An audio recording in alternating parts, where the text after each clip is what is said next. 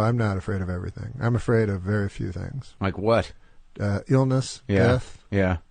How'd you get peace of mind out of the other shit? Well, when I was this is a weird thing that happened to me when I was young. Yeah. I don't know if this means anything. Let's try it. I remember it, but it was a moment I had that was it wasn't religious or epinaphic or anything, but it transformed me to some degree. Is that I was fucking so afraid of everything, and if I went to a store, I'd have to walk around forever before I could even face a person in the store to buy a pack of gum. I don't know why the fuck I was like this. Yeah. But anyways, when I was 9.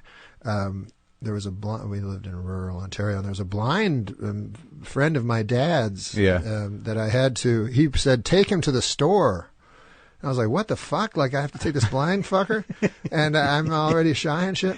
So I'm taking him to the store, and then the fucker wants me to explain everything, describe everything to him. Yeah. So I'm like, there's some grass over here, and now there's a lamppost, and this guy's all happy. Oh, what about the lamppost? I mean, it's just a lamppost. Yeah. So it goes on and on, but something happened to me it sounds bizarre, but something happened to me where I was actually, instead of always looking inward, which I think I'd always done before that one time, I was looking outward. Anyways, while I was talking to him, I suddenly had a sort of a hysteria, like I was laughing. I started laughing and stuff.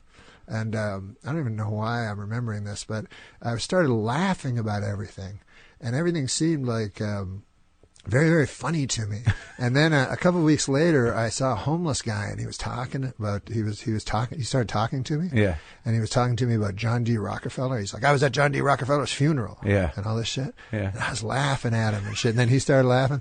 And I was like, it's all fucking crazy shit. Like, something came to me. Yeah. Where I started, and so now I find everything funny except like fucking real serious. Like, I'm no fear of going on stage or anything about death and shit. Right. And so, but the other thing but the problem with laughing is I will get, it will build to a hysteria sometimes that I have to crank a couple of benzos to prevent a panic attack. You really? Yeah, I can get panic attacks. You can laugh yourself into an anxiety attack? Yeah, absolutely, yeah. I start laughing and then it gets out of control, like hysterical. It's and I still have extreme sensitivity to things. I always go by eyes. Again? I always go by eyes. You should. And it's what if someone's blind? It's not sexual. It's not only sexual. What if someone's blind? My dad knew a blind man. And my dad was in the war. He was, he was a double generation older than I. He had me when he was 50. So he was in. That explains a lot. He was in the great one, and all his friends were old. Right. And so. Wayne Gretzky. He had That's a good joke. So he had a blind friend, and he come over, and my dad said, "Do you want a Coke, Elmer? RC Cola." Oh, God damn. We don't got no RC Cola. We got Coca-Cola, the gold standard. Right. And this blind bastard wants an RC. So go down to Avonmore, pick up an RC. That's a 1.5 mile walk. Right. So I walk with this blind son of a bitch. And he says to me, he wants me to describe everything. So I said, okay, well, on the left there's some cows lowing, and, there's a fence. He goes, is it like a wood that's near petrified? I said, yes, it is. And how big is it? 3 feet. I said, John Neil Margerison used to own this land. He said, I don't want to hear that. He says, just tell me what is.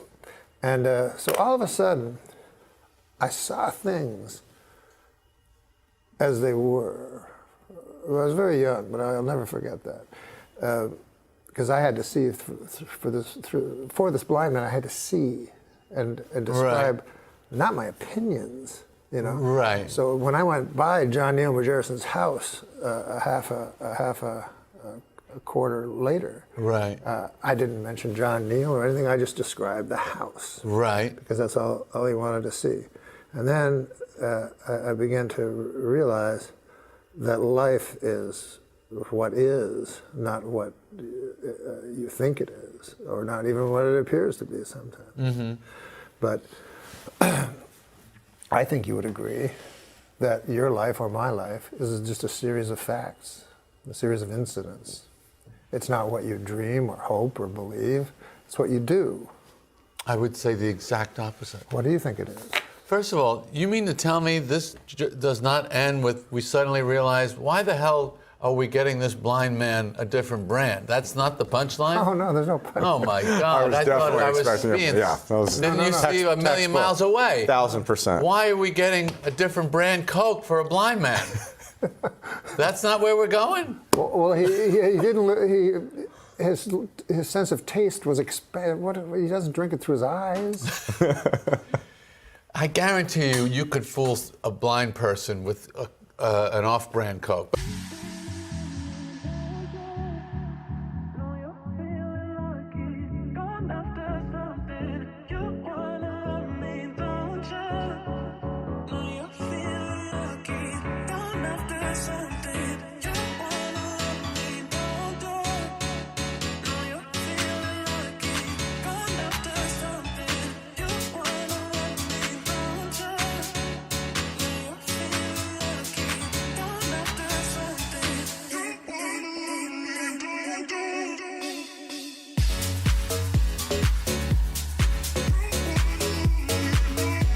A blind man felt Princess Diana's face last week and said she is the prettiest woman I've ever seen.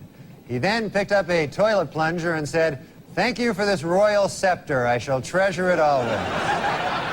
But I'll send one joke and you can make a determination. So he said, remember the joke he did about Dahmer, where he essentially reads the UPI wire copy of the Jeffrey Dahmer trial, and it's so I mean, it could not be grimmer. It's like Hieronymus Bosch sort of, and he disemboweled the young boy and ate the entrails, you know, all that stuff. And it gets to the end of the joke, and Norm says, in his defense, Dahmer said he started it. It's such a Norm. Hire him on the spot. Hired him on the spot. Yep. Put him in a room with Drake Sather, the great Drake Sather, who was on that Young Comedian special with us. And they tinfoiled the window shut like Elvis. They both smoked Smicks. Nuts. And the head writer would go over and ask him for jokes at a certain time, and they bridled at that. And I said, listen, these guys are rare avis. Think of that as a, like, orchid hothouse. Those are two geniuses. You can't ruin the humidity in there. So I said, I went over to Norm and Drake, and I said, listen, guys, I'm not going to take your best jokes. I don't want to know your best jokes. I need some 6s and 7s for this monologue. Because Norm would write jokes that I'd have to hand back to him. They were so brilliant. I said, I can't tell. You know, I'm not going to take this joke. This will be what something and Drake too. He was a stone killer. So they said, fine. So at 1:30, it literally is like the food slot in Papillon, where the jokes would slide out under the door. And out of 12 jokes, some of them were so crazy that you thought, I'm going to go to hell just for seeing this joke. And then a couple were just they were two brilliant minds, and you know how they love to be left alone. Do you know the comedian Drake Sather? Sure. Well, he's your half a man. They were roommates. They were office mates. Shit. They were office mates at that Dennis explains Miller. it. We were really good buddies. But we figured we'd try to figure out how to write a movie. Yeah. So there was this course. I tell you this, right? I think so, yeah. There's this course.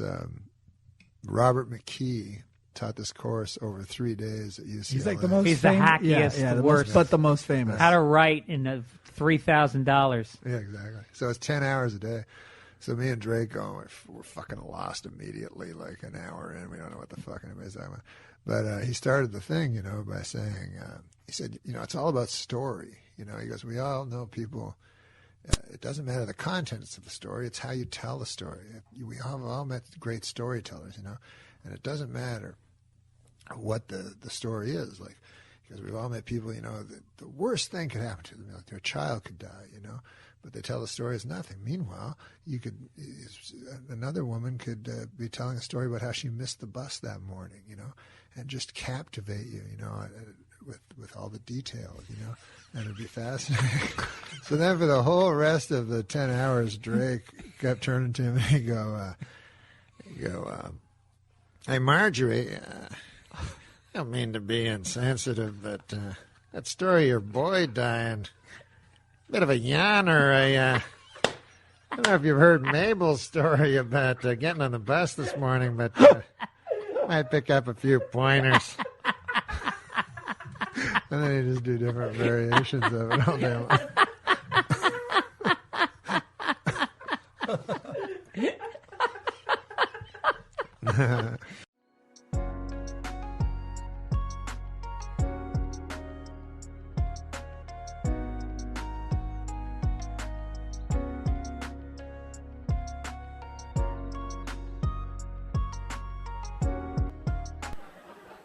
Oh, but I am trying to be healthier, though. You know, I want to quit smoking, but I just know if I do, I'm going to go right back to cocksucking. Isn't that how it is? You know, you drop one bad habit, another one marches right in there, you know? And the oral habits are the hardest to break. I know to smoke. I'll smoke it for you. If you No, no, all right. No, I'm trying to. I just figured it would be rude not to offer you a light. It's nice, but I'm trying not to. And I feel if I, Sitting there with a cigarette. I feel if I, took one puff. I have an oral fixation, my doctor tells me, which is not good. How did he know that? I was sucking his cock. Well, more bad news for ice cream moguls Ben and Jerry in their continuing battle with the Food and Drug Administration. This week, the FDA banned their newest flavor, stuff from Ben's beard.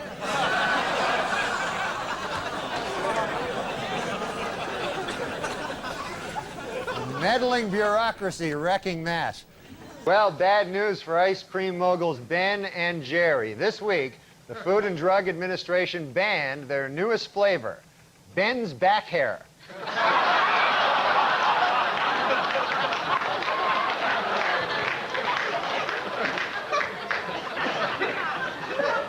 ZZ Top saying that every girl's crazy about a sharp-dressed man, but you know what they're not crazy about? Gross long beards. It's funny and true. That one was written for yours. That was no, more no. your cadence right there. No. But you know what they're not crazy about? Gross long beards. A new study found that men with beards are more attractive. This is a study that took place at the University of... I'll do it another week. It's such a funny joke. Another week. A new study found that men with beards are more attractive than men without beards. More great work from the University of Bob Seger. My dad used to call it take a shave. Take a shave. He'd get mad at me. See, people don't know you the way I know you. Right. This guy likes to have a good time. I like to, I drinks a bit. That wasn't what I was talking about. Oh, what were you talking about? I was just saying you have a good time. It's a real innocent thing to say, and then you get right into the drinking. Yeah, occasionally I like to drink a beer. I like regular drinks. I don't like. Opposed to ether? Yeah. What are you talking about? What I was talking about is, those shooters? You know what I mean? Yeah. Like they're shooters and they're like, they have dirty names, like sex names. You know what I'm talking about? Yeah, they're all called like, the red-headed whore or something. Exactly. That's the one I like. It's actually named after me. But I guess the idea is in your head you want to order them because you're drunk. You go, hey, they go, hey, you think maybe you'll get a, they go, you want a red-headed whore? Yeah, like right? You figure that Rula Lenska's going to come in, you're going to have, right? You're going to have some dirty sex. But no, what I was going to say was this. But you like, you said you sometimes you have a little too much to drink, maybe? One time I drank a super amount, and I don't even... A super amount, right? It was when I was a young guy. I'd only drunk like 8 or 9 times in my whole life. I never had gotten really drunk, but I had drinks. And I went out with my buddies and I was drinking, and they were having those crazy drinks. All of a sudden, I was really drunk. And then a guy gave me some pills. Like, he said, hey, you want some pills? And I said, yeah, all right. So I ate the pills. And you're not supposed to eat pills while you drink. I think even if you're not drinking, it's not a good idea when someone goes, you want a bunch of pills? Yeah. I know. Combining the two. This guy was a decent guy. He was a bouncer. No. But, so I said, yeah, so these pills, they just make you like 100 times drunker. So then oh, man, I'm really drunk. And then, like, time passed, but I don't remember. And then my friends are like, hey, let's go. I'm like, why don't you guys go? Where are you going to, why go? Right? Like, we're in a bar drinking, right? And like, it doesn't seem right. You don't want to go home, you know, and watch I Love Lucy or something. So you're like, hey, I just stay here. I'll make new friends, right? So I was like real drunk, and everybody was like cool. It was like a Western. It had a jukebox, you know, one of those. Guy gives you a whole bottle there, you know, and you go, ah. And then... That's what you do when you're drinking, you a pirate? All of a sudden? And then it was the funnest, man. There was a big fat bearded guy there, and I was hanging with him, real drunk. All of a sudden, right, I'm like, oh man, I can't remember anything. I remember like I sort of falling into a pool table or something like that. Right. And then I wake up, right, and it's like I'm in a bed. I look beside, there's the fat bearded guy beside me. No, really? Yeah, yeah. So I go, oh Lord God, I had sex with the fat bearded guy, you know? And at the time, like, I never had sex before in my life. Yeah. You know, and I always thought, it's probably going to be with a lady. You know what I mean?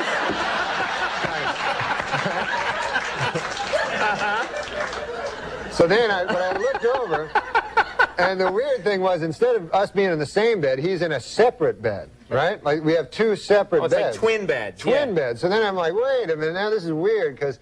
You know, why would we be in separate beds? Is he like an old-fashioned gay guy, you know? And then, right? But he has the good values, yeah. So we're not married yet. There's no such thing, of course, as an old-fashioned gay guy. They're the most decadent people. So I said, with sex, you know, they enjoy sex like crazy, you know? We mustn't generalize. No, we mustn't generalize. No, but go ahead. Seriously, they, you know, if there was a bathhouse for straight guys, we wouldn't be able to have sex 9, 10 times a night anyway. So anyways, I'm with, they love sex, it's a good thing. But I'm beside the fat bearded guy. I go, holy Lord. Anyways, it turns out, not a gay man at all. Turns out this guy, when I blacked out, had checked me into a rehab. No. Yeah. And she's in there with you? Yeah, so I got robes and a slipper, and they wouldn't give me my clothes back, and I had to stay in there for 3 days, and they're like, you're an alcoholic. I go, no, I'm not. And then apparently that's what alcoholics say too, you know.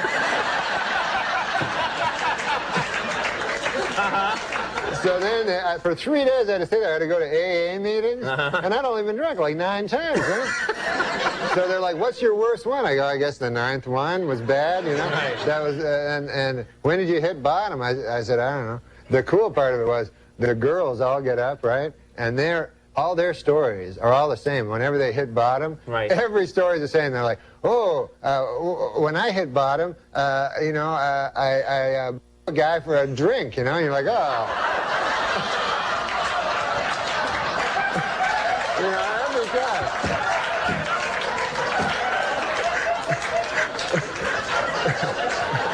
Yeah.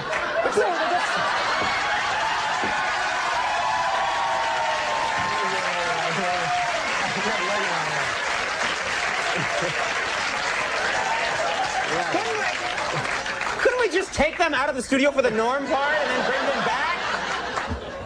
Get a salad guard up, something? So anyways. All right, well, that's a nice story. No, but it's a serious illness, you know. Alcoholism. It's an illness. It's an illness, you know. Yeah. It's a good illness because you know, there's not a lot of illnesses you get to be drunk all the time. Yeah, I know. That's a corker.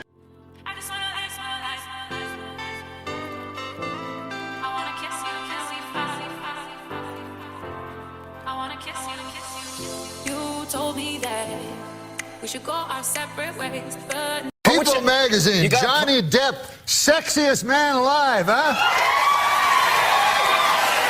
Hey, listen, I don't care what you think of this guy. He's a hunk. You know that. I know that. Yeah, sure. We can say that. Let's not kid ourselves. Now, apparently he's taking advantage of this sex. Do I need this anymore? No, you've established. It's real. People know about it. Yeah. So he's look at that guy, man. Good Lord, I'd like to, whatever. But I'll tell you this about the new movie he's doing, Pirates of the Caribbean 3, he'll be doing full frontal nudity. Is that true? Yeah, it's rated R! Oh my God! What the hell was that?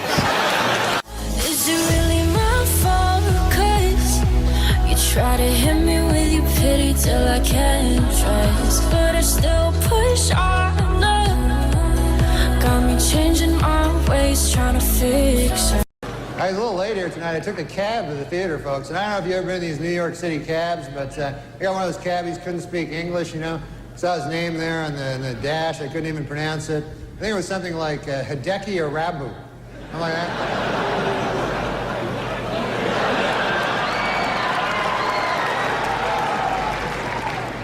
And there's Charles Woodson. How about that? Huh? What a season he had.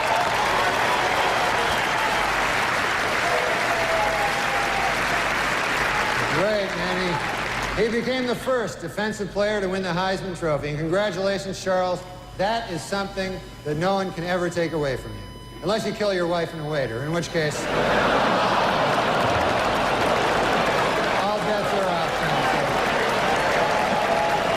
Just a word of advice. Never been anything in the history of the ESPYs better than his monologue. So I want to go back there for a second with Norm. Thank you for making time for us. What do you remember most about all of that ESPYs thing that you did that made everyone uncomfortable and was hugely great, and instead of celebrated, got everyone mad? Oh, hi, guys. Hello. Hi, Norm. No, this is what happened. I'm sure you guys have been to the ESPYs. Yes. No. And, it's a lot of fun. They'll go like, and now for best football team, you know, and the guy that won the Super Bowl, you know. So they get an award. And so I was doing my stand-up, but the audience is like 90% just New Yorkers, you know. And then right at the in the first few rows are all the athletes. And so the New Yorker guys liked me. But stupidly, I didn't realize that they were showing pictures like behind me of you know, Ken Griffey scowling and stuff, you know, because they all hated my jokes.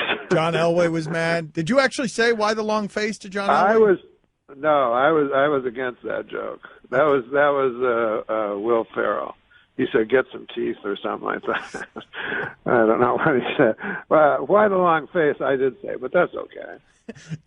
But no, Will took on his teeth, and I was like, "Oh, don't do that." Who was most upset with you after that night? Ken Griffey Jr. Really? Did he say Yeah, something? they told me, like after the show, they were, you know, there was this big party, and they were always like, you know, all through the show, this party's going to be great. And then at the end, I go, "Where's that party?" And they're like, "Nah, I probably should just go back to the hotel." That's how you learned that you were not invited to Ken Griffey Jr.'s party? Yeah, exactly. What do you remember most about that night? Is there one joke that you're particularly proud of, and you tend to be someone who doesn't, you know, you don't do a lot of reveling in the past. You move on. But is there anything in particular that you are proud of there? Well, Woodson won the Heisman that year. It's a good joke. And so I said, you know, they can never take that away from you unless you kill your wife and a waiter. It's so good, man. It's such a good joke. It really is.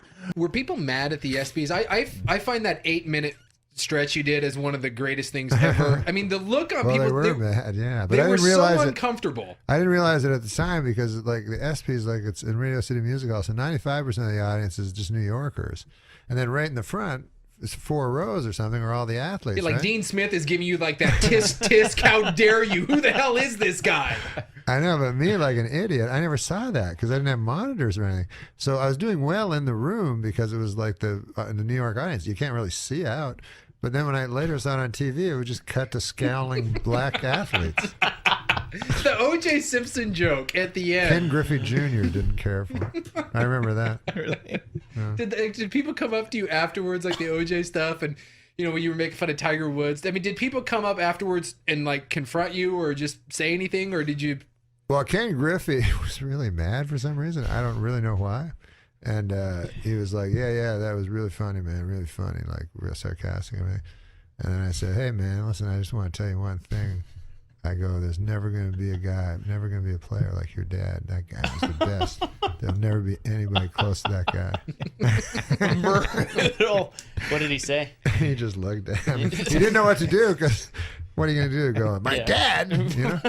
I'm way better than him. You know? But you knew that was what was in his head. What did you say about him in the show? I didn't say anything. I said it was an OJ joke or something. And it just cut to him like with a crazy look on his face, like, what, huh? What? Yeah, they didn't like the OJ jokes. Neither did Saturday Night Live. You got in trouble on Saturday Night Live for doing the OJ stuff, it's too. kind of bizarre because I always thought, like, it's kind of, I don't know. It's hard to believe anybody would believe that he wasn't guilty. But I will say this, though.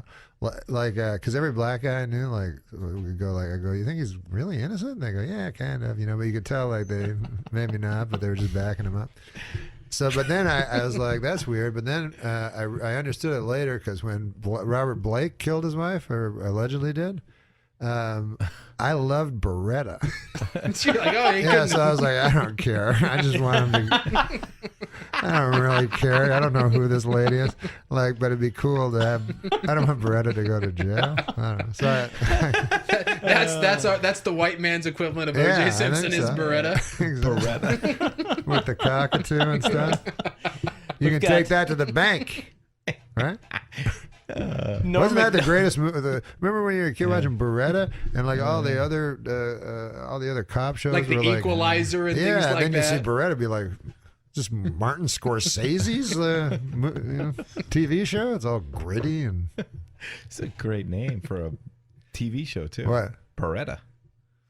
Well, we were thinking about you the other day because the ESPYs was on, and one of our favorite things to watch, and every once in a while, like Deadspin or somebody, every time the ESPYs rolls around, they'll put up they show the whole which was absolutely brilliant, but apparently not making many friends over at ESPN when you did that.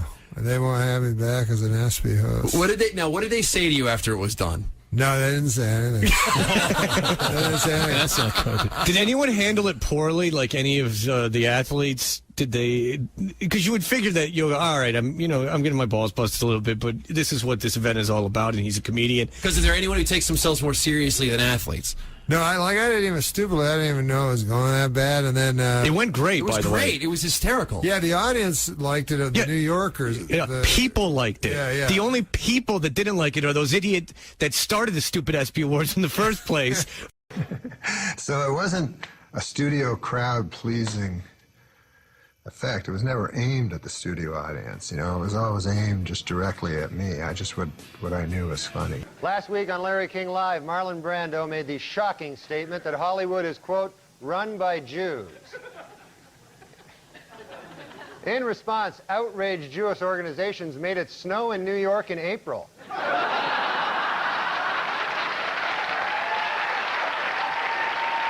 Native Americans in upstate New York are trying to block plans to build a Kmart on the site of a Mohican burial ground.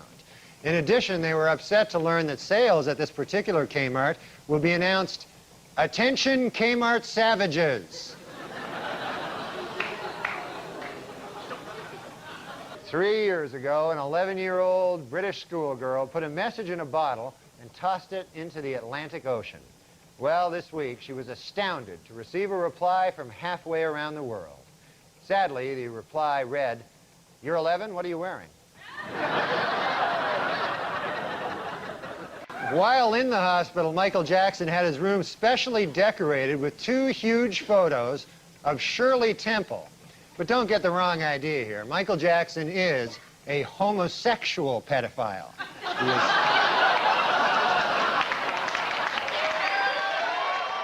In Falls City, Nebraska, John Lauder has been sentenced to death for attempting to kill 3 people in what prosecutors called a plot to silence a cross-dressing female who had accused him of rape. Now, this might strike some viewers as harsh, but I believe everyone involved in this story should die. Brooklyn man crossing an expressway on Monday was hit by at least 10 cars. According to police, the man's body was spread over a 2-block area. Police also reported that various organs were flattened on the road and that his spine had been ripped out of his torso. The man is currently resting in stable condition at St. Mary's Hospital. Frank Sinatra turned 80 this week. Frank Sinatra. And although the singer is said to be suffering from Alzheimer's, he had a typically festive birthday, singing a duet with a hooker and having sex with Tony Bennett. Probably going to end up in Jersey with a meat hook up my ass, but it was a good joke. Here we see the president and the first bitch.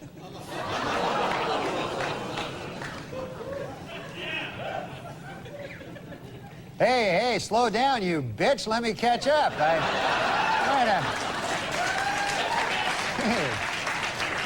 In Whitewater News, federal regulators quizzed Hillary Clinton at the White House this week and gave her a perfect score on the lying section. She's a dirty liar. Admitted Brinkley, there was certainly nothing uncreative about the way you moved Vince Foster's body. The president's a murderer. You didn't know that? Thanks, I'm Norm MacDonald, and now the fake news. Well, it is finally official. Murder is legal in the state of California.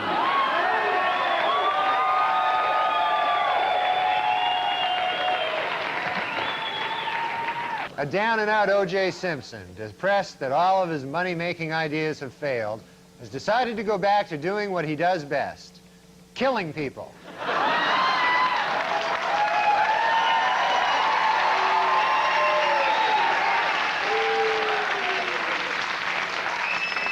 O.J. Simpson was in a different courtroom this week, attempting to regain custody of his 2 children. In order to prove to the court how much he loves his kids, O.J. pointed out, quote, "Hey, they're still alive, aren't they?"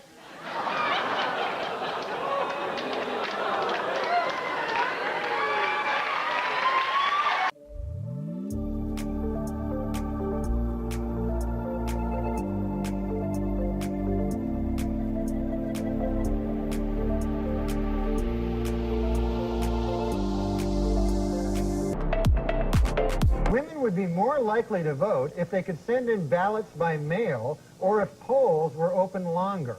Also, more women would vote if you were permitted to bake your vote.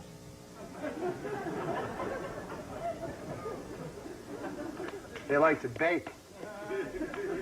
In Milwaukee, Wisconsin, a man allowed his 8-year-old daughter to take the wheel of his car, and an accident ensued that damaged 7 other cars and injured 6 people.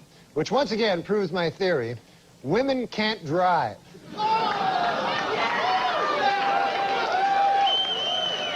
Please note that the percentages in these pie graphs do not add up to 100% because the math was done by a woman.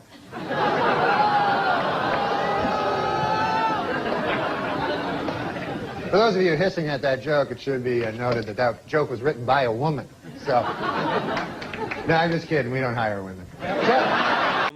Well, I've never asked you this before, and we've been good friends for many years. Ah. Okay, I made that up, but... No.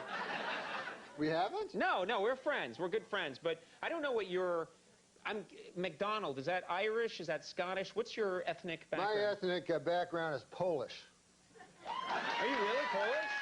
Wow. Polish people, I didn't realize that. Yeah. MacDonald, you don't... Well, my parents changed their names. They had to because of the constant ribbing they'd get for being Polish, you know. Mm-hmm. And so they changed their name to MacDonald. But, you know, it's one of the things that you can, you know, I mean, I get a little upset about it, you know, because, you know, all the Polish jokes and stuff. You can't make jokes about other people, but for some reason you make jokes about Polish people, you know. Right. I don't like it.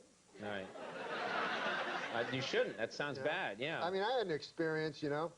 I go in and I order a Polish sausage, you know, from this guy, you know. And so the guy says to me, you must be Polish. And I said, come on, man. I mean, come on. Think about it, what you're saying. You know, I'm trying to knock some sense into this fellow's head, maybe give him a wider world view, you know? Sure, yeah. I said, you think because I order a Polish sausage, I'm Polish. I said, what if somebody came in here and ordered French toast? Would you think he was French, you know? Right. I mean, what if somebody came in here and ordered a Belgian waffle? Would you consider that guy a Belgian, you know? I mean, if a guy came in and ordered a German bratwurst, would you consider that fellow to be a German fella? Right. I said, what if a guy came in and ordered German potato salad? I suppose you'd think he was German too.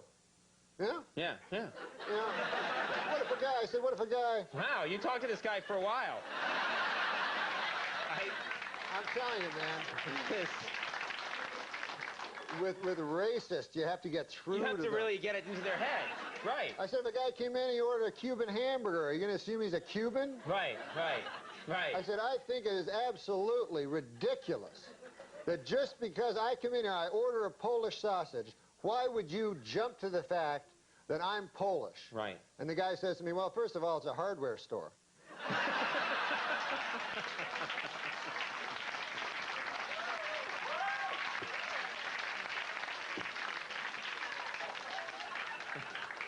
And you hate Polish jokes, don't you? You just hate them. No, I think they're disgusting. Let me ask you quickly. We haven't talked to you in so long. I want to ask you about your family. My great family. I love them all. How's your? We used to talk in the old days. You and I used to spin some yarns about Uncle Hector. How's Uncle Hector? Oh, Uncle Hector. Uncle Hector. He's Polish too, I'm guessing. No, he wasn't Polish. Oh, okay. No, he was from my cousin's side of the family, and he was. He was a great man, my uncle, you know. Right. He was an old fella. He actually rode the rails during the Depression. Oh. You know, he was a hobo. Hobo. As you might call him. I don't like that term, but whatever. Tramp or whatever, Yeah, what he's a have you. tramp, Railroad bum. And, but he wasn't a bum. He was just out. He was a good, honest man during the Depression searching for work, you know. And, you know, he had no money, so he'd travel the country trying to find work, and he actually rode the rails, Uncle Hector. And he told me, it was an interesting story, he'd go through, this was in Canada, and there's a town called Kitchener in Canada, and the railroad cops were tough, boy. They were tougher than real cops, you know. They had a law of their own, the railroad cops. I feel like I should be tucked into bed listening to you. Anyway, a law of their own, those railroad cops. But there was not a railroad cop tougher than Kitchener Leslie. Oh, boy. He was well known. He was well known for beating hobos to death. Really? Oh, He'd yeah. find a hobo on his train, he'd beat him to death. Beat him to death. And so what the railroad bums would all do is, as Kitchener approached, of course... Oh, hey, hey, Norm, how you doing? So... They'll be here in 5. We ready? There's a... Oh. Left. I don't have it. I don't have it. We should have used... Wow, such focus on these stories. That wasn't a mirror. That was another guy. Okay, oh, it was a guy named Norm. Yeah. So the railroad bums would all hop off before they got to Kitchener to avoid being beaten to death by Kitchener Leslie. Yeah. Anyways, my Uncle Hector, a good man, you know, and he walked into a mine one day. This is a story for that I think the young people could learn from. Don't go mine hopping, kids. During the height of the Depression, where there was absolutely no work, my Uncle Hector walked into I won't say the name of the mining company. It was McIntyre Mine, and he walked in. He had his lunchbox with him and his work boots, and he said, "Sir," he said, "I want a job." And they said, "We have no jobs." He said, "Well, 500 people work here at McIntyre Mine." He goes, "I don't think there are 500 men here better than I." He says, "As a matter of fact, I don't think there are 200 men better than I." He says, I think you'd be strapped to find 100 men better than I. And by golly, he got the job. What do you think of that? That's a great story. Now, I'm sensing there's more. Now back to Kitchener Leslie. Yeah. The most dreaded... No. Uncle Hector. Uncle Hector. What? No, you want to talk about Sorry, Uncle I'm trying to help you out. No, Uncle Hector. Dad, where's this story going? Uncle Hector worked in a mine, and it's a hellish job, the mine, as you well know. You know, darkness, you know. It's dank. It's dank. Yeah. It's coaly. It's a lot of... What? Well, you're in a coal mine. It's not coaly. It's coal-ridden. It's coal-infested. It's not coaly. It's coal-infested. So he worked in the mine, and by God, he worked hard. And after a week of working hard, he said to the shift manager, he said, He said, "By golly, I'd like to have a lady. I work hard, and where would I find a lady here in town?" Well, they said to Uncle Hector, they says, we have sex with animals here. By God, says Uncle Hector, I'm not going to do that. I'm a normal fella. Well, then be to your own devices then. So, be to your own devices? Yeah. Wow. Uncle Hector continued working in the mine. He worked hard, and he worked long, and he worked for a low wage. But he was a man. And Uncle Hector, after a couple of weeks passed, he started to get a little itch. you know, as you and I say. Right. You know, Right. When we're thinking about the ladies, the you ladies, know, yeah. and but he kept it under control. He went again. He said, "Are you sure there's no ladies here?" "No, we have sex with animals." "Ah, my God." 6 months passed, and Uncle Hector couldn't take it any longer. He told me. Right. He said, "By God, I just had to. I'm just a man. I'm weak, you know. I'm not a saint, you know. And I was born in sin, I suppose, and I couldn't resist. I just needed it." So he said he walked by a pasture, and there was a pig. Oh, God. Yeah, That's terrible. Yeah, it's terrible. And so Uncle Hector said, well, he said, I walked up and I began having sex with a pig. And he said, all of a sudden, he saw all the miners like around him, you know, looking at him. They go, "Uncle Hector, what the hell are you doing over there?" And Uncle Hector's like indignant. He's like, "What? Well, you're the guys that told me that you have sex with animals." They're like, "Uncle Hector, you damn fool. That's Kitchener Leslie's girlfriend."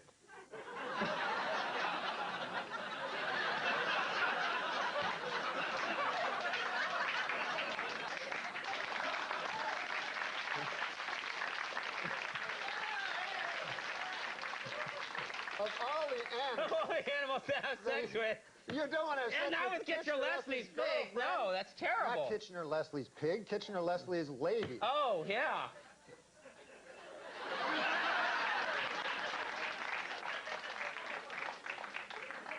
You tell quite a yarn, man. Well, I had shorter ones, but... Weekend Update with NORM MACDONALD.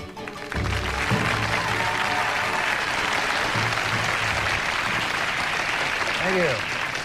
I'm Norm MacDonald, and now the fake news. Yesterday, Simpson trial Judge Lancito allowed that mystery envelope to be opened, and it appears Simpson may already have won $10 million. The first deaf Miss America, Heather Whitestone, was crowned last week in Atlantic City. Although completely deaf, she is an expert lip reader. Personally, I don't think she's that pretty, you know. Not my cup of tea.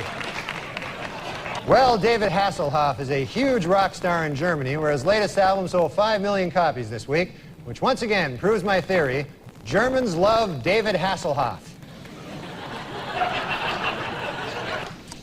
Christy Brinkley told reporters this week that her marriage to Billy Joel was over long before their divorce. The key moment, she said, came when she realized that she was Christy Brinkley and that she was married to Billy Joel.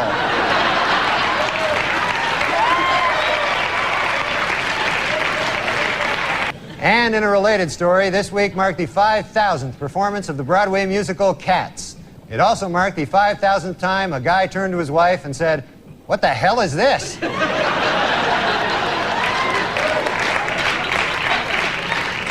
And finally, John Wayne Bobbitt is going to be an adult film star. He has been signed to play himself in the John Wayne Bobbitt story. The part of his severed penis will be portrayed by Pauly Shore. According to an obscure 14th century law, British Army Captain James Hewitt could be hanged for having an affair with Princess Diana. The punishment for having sex with Princess Diana is death. The punishment for having sex with Princess Anne is having sex with Princess Anne. Las Vegas mogul Steve Wynn has announced plans for a new hotel, 46 stories high, set on a 17-acre island in the middle of a 50-acre artificial lake on the Las Vegas Strip. In a related story, Motel 6 now has shampoo.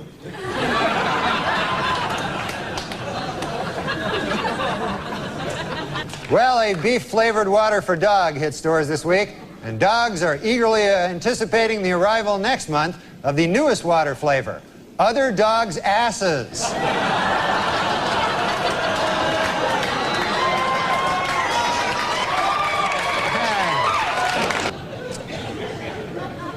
Dr. James Watts, a neurosurgeon who performed the first frontal lobotomy, died this week in Washington.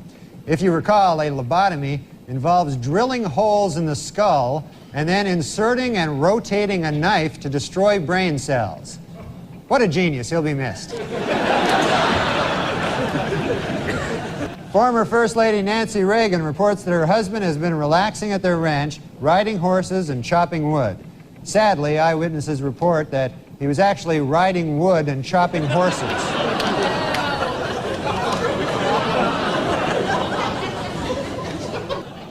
Ted Kennedy says now that he's won re-election, he can finally relax, get off that crazy diet, and really let himself go.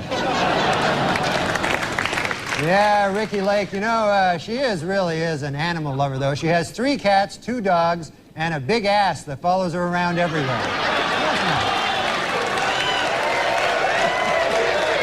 Well, there may be trouble in paradise. Lisa Marie Presley confirmed this week that she and Michael Jackson live in separate residences 50 miles away from each other. Lisa Marie was quoted as saying, "I guess being married to a homosexual pedophile wasn't such a great idea after all." Kenny G has a Christmas album out this year. Hey, happy birthday, Jesus. Hope you like crap.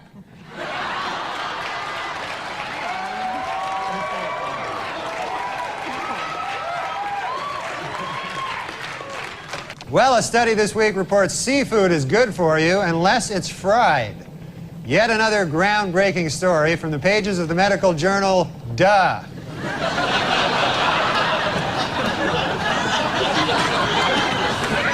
A new FBI study shows that for the first time, Americans are more likely to be killed by a stranger than a loved one or acquaintance. Their advice? Introduce yourself to as many people as possible.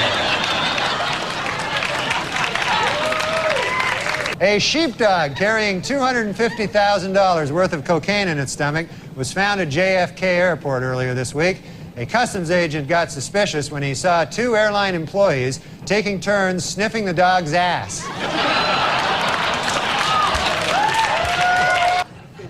O.J. Simpson's lawyers have decided to skip hearings on DNA evidence and go right to trial. Asked why they did this, the lawyers replied, "We want to get O.J. acquitted as speedily as possible so he can get back to doing what he does best, killing people." There's a new 24-hour cable TV channel now. It's called Fish TV. The channel shows a giant aquarium of fish 24 hours a day, except from 2 a.m. to 3 a.m. when it shows the Byron Allen Show. In a survey this week, men said they preferred penis size to height. 62% of men said they'd rather be 5'2" with a 7-inch penis. 36% said they'd rather be 6'3" with a 3-inch penis. And the remaining 2% said they'd rather be 1'4" with a 300-inch penis.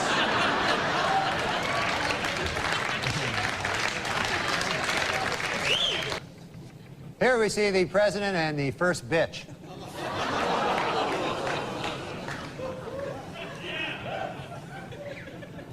Hey, slow down, you bitch. Let me catch up.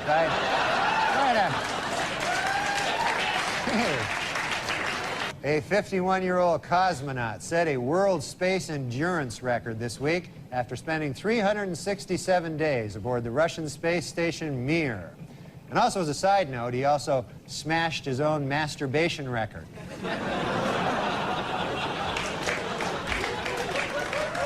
In Walnut Creek, California, anyone who turns in his gun can get free therapy.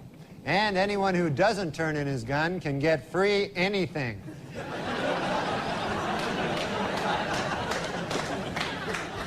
According to a controversial new biography, Elizabeth Taylor likes her lovemaking loud, rough, and frequent.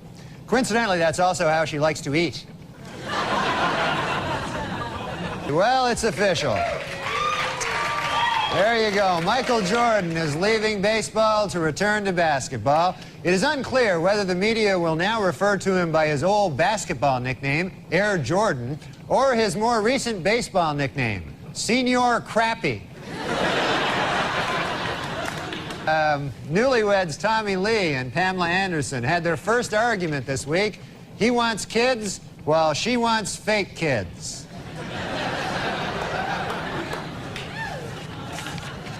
A new study says that people who quit smoking have healthier lungs. Yet another groundbreaking story from the pages of the medical journal, Duh.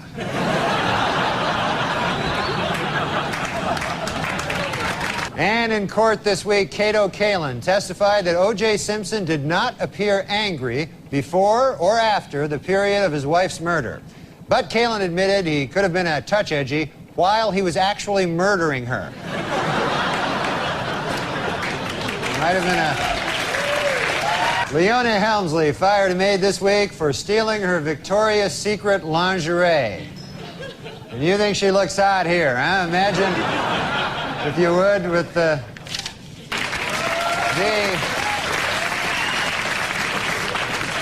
Hertz rental car company announced this week that it will buy 520,000 vehicles, increasing its worldwide fleet 24%. In addition, they will try to find a new spokesman who won't kill his ex-wife.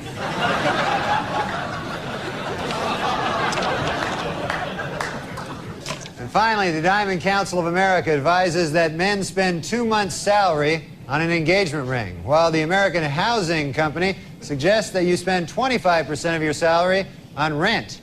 Interestingly, the U.S. Crack Association recommends that you spend all your salary on crack.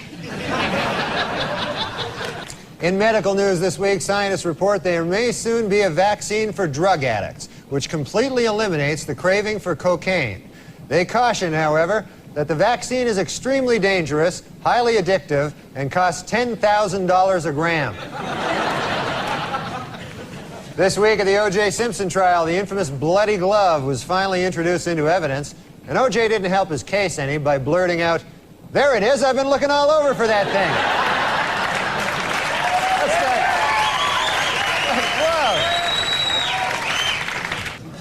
Whoa. In a bid to boost low attendance, officials at the New Jersey State Aquarium have announced plans for a $4 million facelift. In addition, flashing neon signs will be placed outside the aquarium, stating that the fish are, quote, all nude all the time. Julia Roberts told reporters this week that her marriage to Lyle Lovett has been over for some time. The key moment, she said, came when she realized that she was Julia Roberts and that she was married to Lyle Lovett.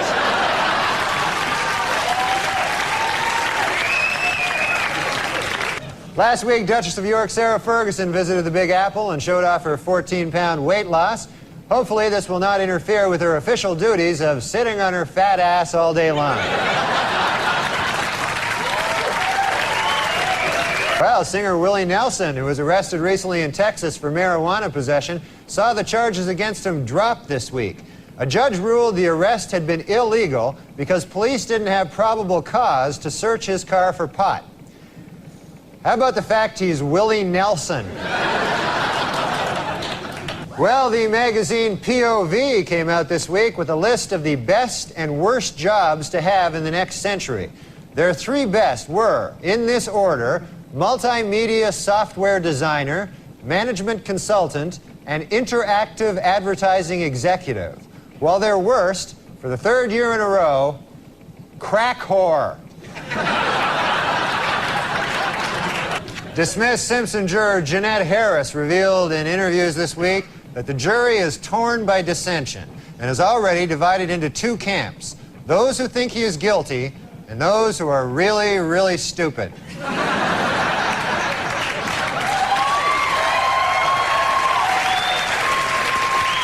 A Cambridge, Massachusetts juror found City Councilman William Walsh not guilty of malicious destruction of property after he removed 2 dildos from a sculpture in the City Hall annex.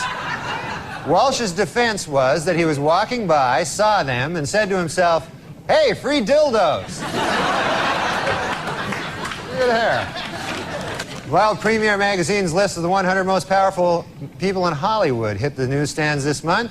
In an odd bit of ranking, Demi Moore was ranked number 28, while her breasts were ranked 20 and 21. So, at a press conference this week, Washington Mayor Marion Barry said he wants private businesses to provide 5,000 summer jobs for a district youth program. He also wants some crack. At Virginia Commonwealth University, a professor is being sued following revelations that he spanked one of his students. It was the student's parents who first became suspicious when they asked, "What kind of marks are you getting?" And she replied, "Big red ones on my ass." So, For the 5th year in a row, People magazine has named John F. Kennedy Jr. one of its 50 most beautiful people. Meanwhile,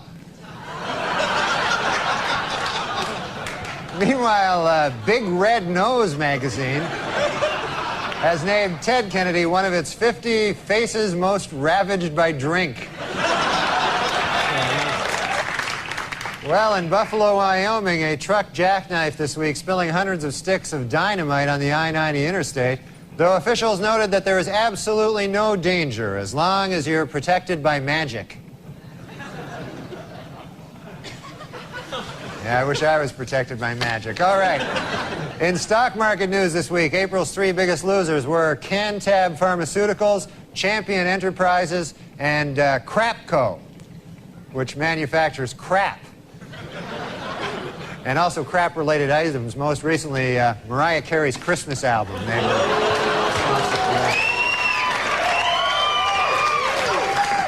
Due to expected cutbacks in funding for PBS's The Frugal Gourmet, has announced that he'll be changing his name to The Cheap Bastard.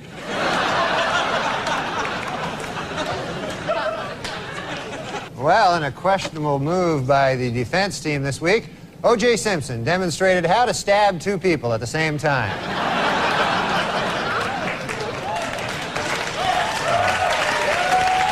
Well, Gary Busey left the hospital this week after overdosing on cocaine last Friday. Doctors say Busey is okay and he should be back in the hospital in no time. Last Friday in Washington, D.C., the city's elementary school students pledged to stay drug-free as a gift to their moms on Mother's Day. Meanwhile, D.C. Mayor Marion Barry got his mom a great big box of chocolates. The Walt Disney Company has announced plans to build a $300 million hotel and entertainment complex in New York's Times Square. Construction begins next spring on their first attraction, Crack Horrors of the Caribbean.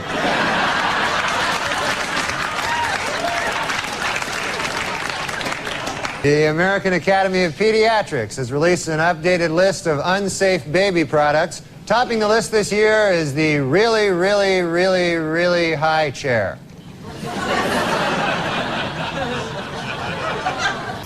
Officials in Disney World have ordered their ride, the Extra Terror Estriel, to be shut down until it can be made scarier.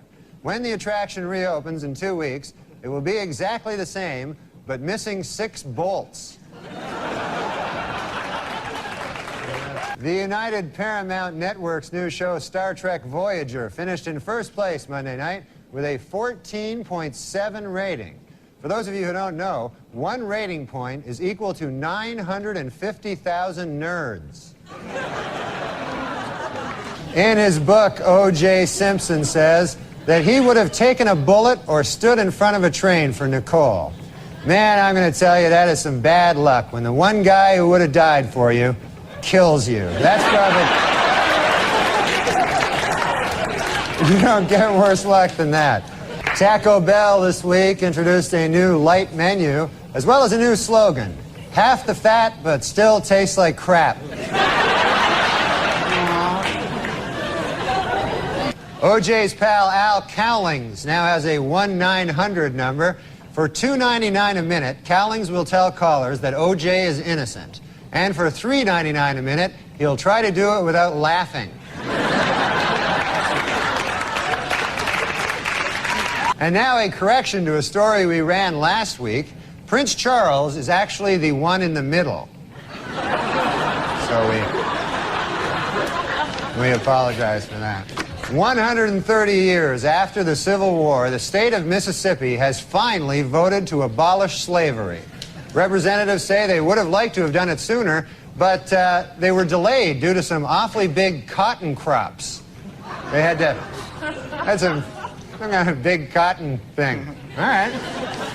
And finally, the Oscar nominations were announced this week, and Tom Hanks and Jodie Foster are in a heated competition in the Academy's controversial new category, Best Retard.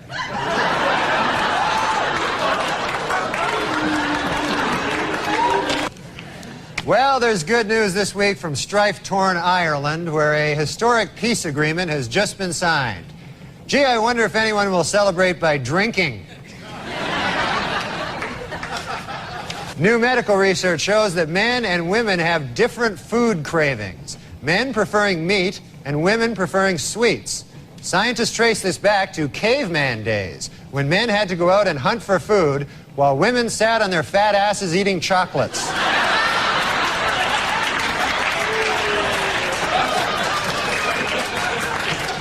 Washington Power twosome Mary Madeline and James Carville are expecting their first baby in July. No one knows if the baby will be a Democrat or a Republican, but doctors are sure of one thing: it will be weird looking.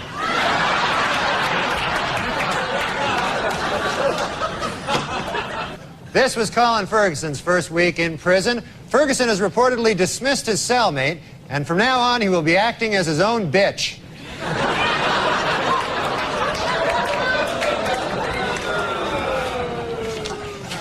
The richest girl in the world, billionaire Athena Onassis, celebrated her 10th birthday this week. What's it like to be the richest girl in the world? Well, to give you some idea, at the party, they had 2 cakes.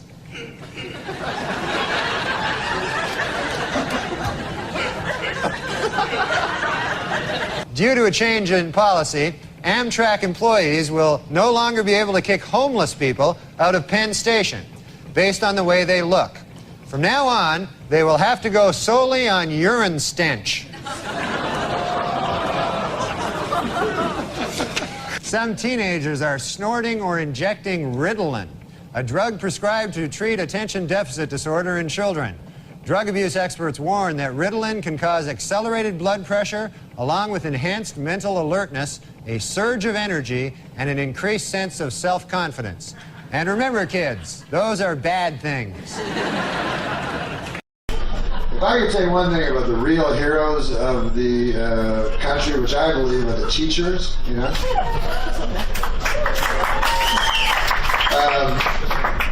I don't believe they're the real heroes. I just spoke again. I think the real heroes are the real heroes.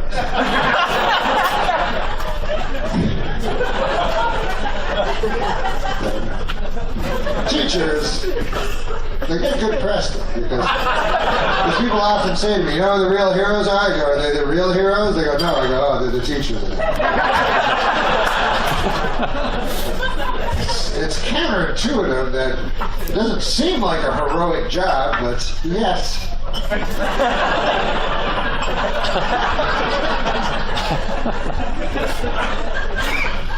First of all, if you're a teacher, you get the same fucking vacations as a child. You get like 4 months a year off. My vacation? I get almost no time off. We're 48 weeks a year. Like 4 weeks a year I get off. What about you? You're not one of those fucking teachers, right? Seems like a teacher. Now, are you a teacher? What do you teach? What grade? High school. What grade? What grade? No, but what grade?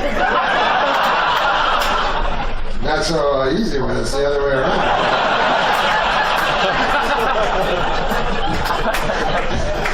It's always easy to ask the questions. The real heroes are the fucking students.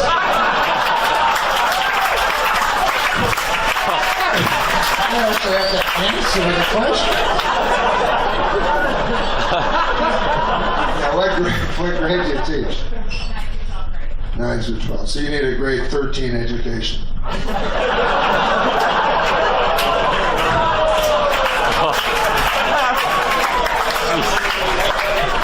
Now you're the real hero. No, you're the real hero. No, I'm just kidding. You're the real hero. Our husband's like, you're not the real hero. Shut the fuck up.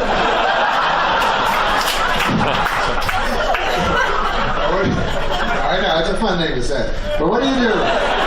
What do you do for a living that your wife's the real hero?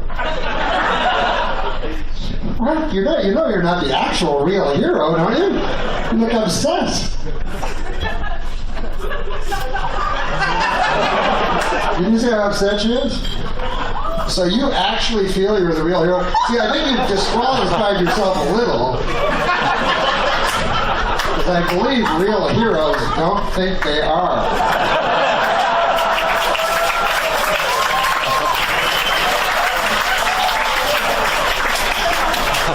Because when you hear the real heroes, they go, how the fuck did you run into that fucking fire and pull a guy up? You're a hero. And they go, no, it's the teachers. Not me. I'm a little scared now. I gotta go lie down. Gotta pull the guy out of a fire.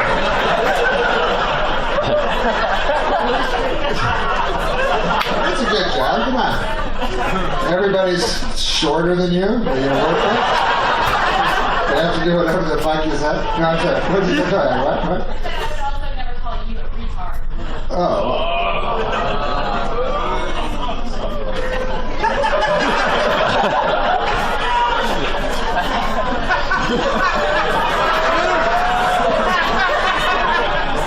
That's an odd word for a school teacher to use.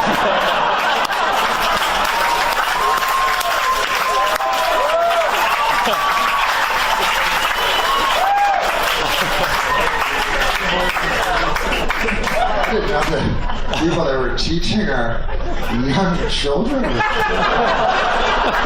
bandying around words like retard. I'm just kidding. No, they do a lot of good. You know what I read, actually, though? A serious statistic. They actually fuck more students than...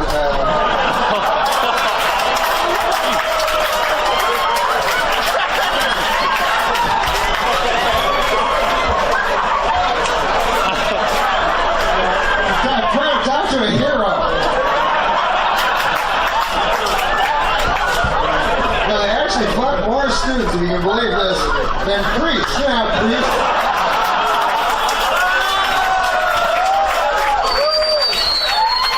Nobody likes priests. Nobody's going around with a priest to the real hero. And yet actual priests, who I know, I'm not a Catholic, but I know pastors, you know, and my God, they most of them that I know do the Lord's work, you know. I mean, they go out and they're in hospitals and stuff, and they're doing stuff, and for no money, you know, and no recognition, and it's got to kill them, like going, yeah, people think, fuck kids. You know?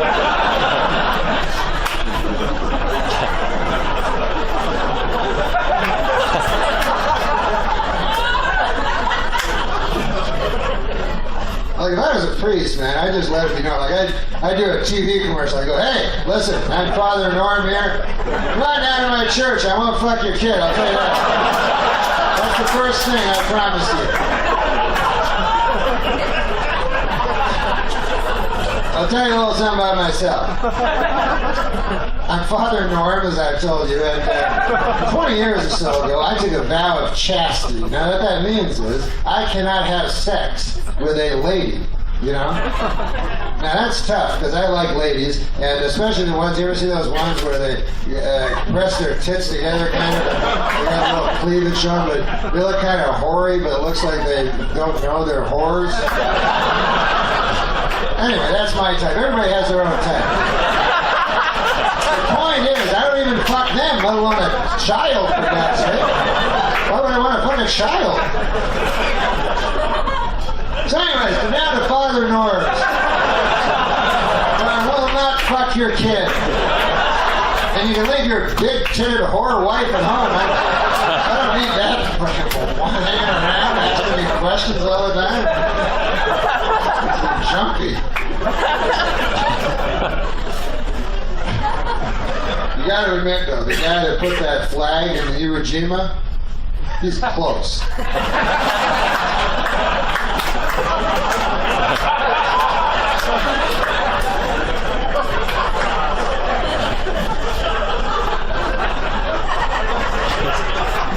That guy went to the moon. he didn't know that when he got there, the fucking spacecraft would crash or there'd be moon aliens or shit like that. I mean, I know he's not. I know it's not grade 11 biology, but I mean, it's something. It's something.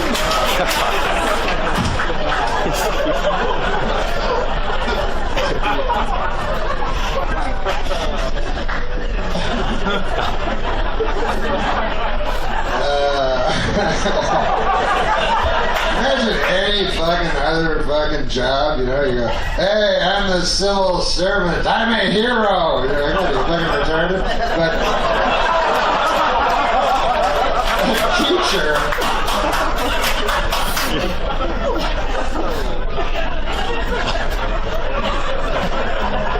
memorize this shit. Back tomorrow, then you gotta tell it to me. Remember everything I say and then repeat it to me. I got some problems for you. I know you're a child and that you don't have any problems. That's the cool thing about being a child, but guess what? You fucking got some now. On account of I've got some heroic work to do for you. Sure, you're a nice lady. Very, very heroic. But, listen, guys.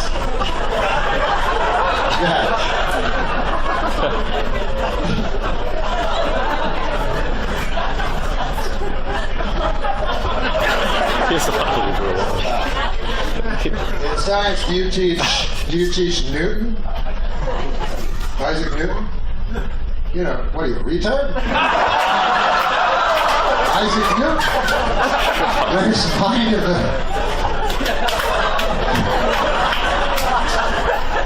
The hero that called me a retard is actually a retard herself. Everything's turned on its elbow. I'm sorry, what? A treadmill?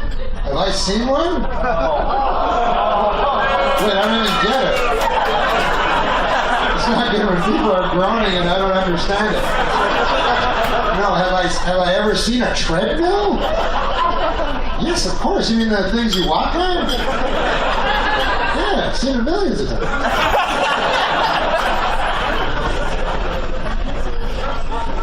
What?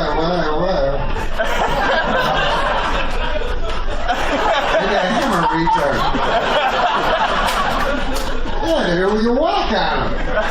They're in gyms and they don't. No, that's not a treadmill? You remind me of these fucking teachers I used to have. I said yes, I go, nah. I thought it was it, nah. I'm pretty sure I have seen a treadmill, no matter what you say. It's a thing you walk on and then, right? You're not, what? You wouldn't be sure that I'd seen a treadmill? Well, you see, you're probably very bad at grading people.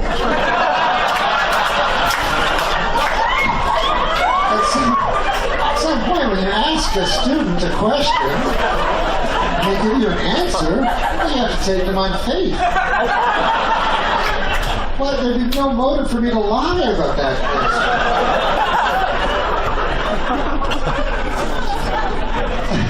I've seen dozens, hundreds of them. I don't want to brag, but you know,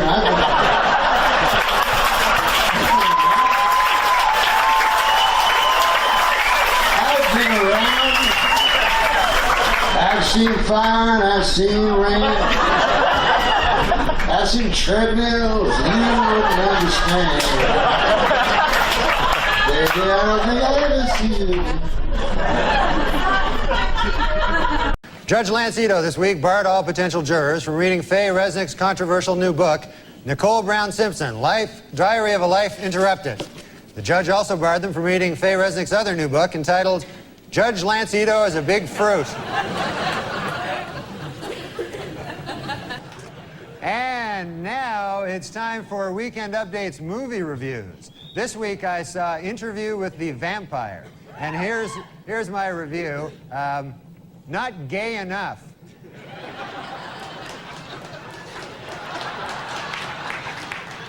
This week, a court banned gays from marching in Boston's St. Patrick's Day parade, but they will still allow them to be beaten up by drunken Irish guys.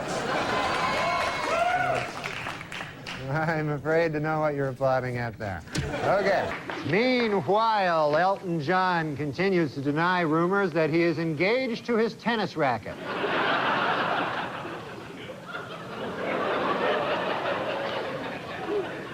Well, if I can be allowed a personal opinion, you know, I think Harrison Ford's new mustache works. And by works, I mean looks really gay.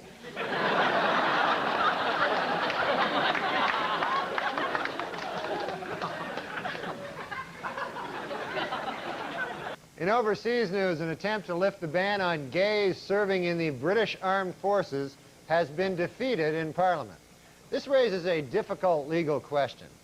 How do you exactly tell if a British guy is gay?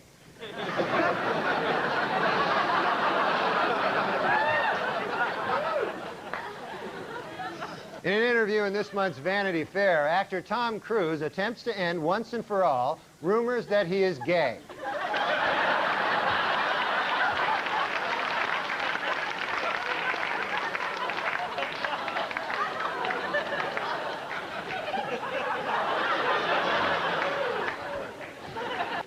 Meanwhile, the U.S. Army is dealing with a scandal of its own as dozens of female recruits have charged drill instructors with sexual harassment, intimidation, and even sexual assault. Analysts are calling it the best argument yet for gays in the military. Jonathan Schmitz, the Jenny Jones guest who killed his secret gay admirer because of his fear and hatred of homosexuality, has been sentenced to 25 years in prison. Well, I guess that plan backfired, huh?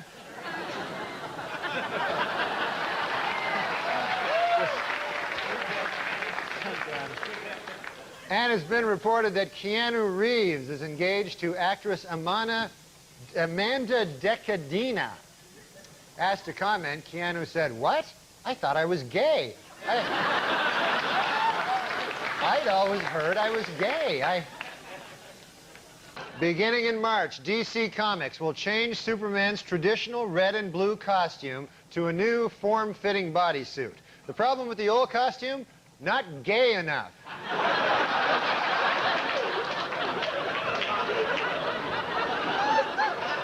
What the hell's going on in the country? That's not Superman. All right. TriStar's Picture is planning a film about the 70s disco act, The Village People. While the movie will be coming out next summer, it plans to wait until Thanksgiving to come out to its parents. The artist formerly known as Prince says he now wants to be known as simply the artist. Meanwhile, I will continue to refer to him as simply the fruit.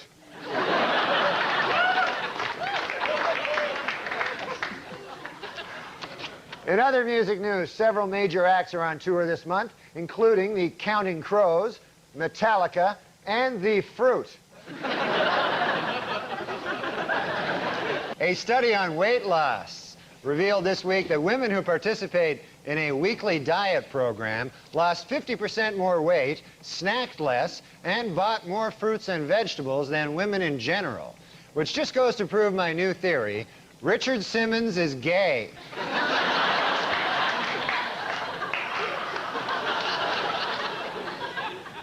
Our top story tonight. This week, after months of speculation, sitcom star Ellen DeGeneres finally admitted that yes, she is gay. Inspired by her courage, today, diet guru Richard Simmons admitted that he is really, really, really, really gay.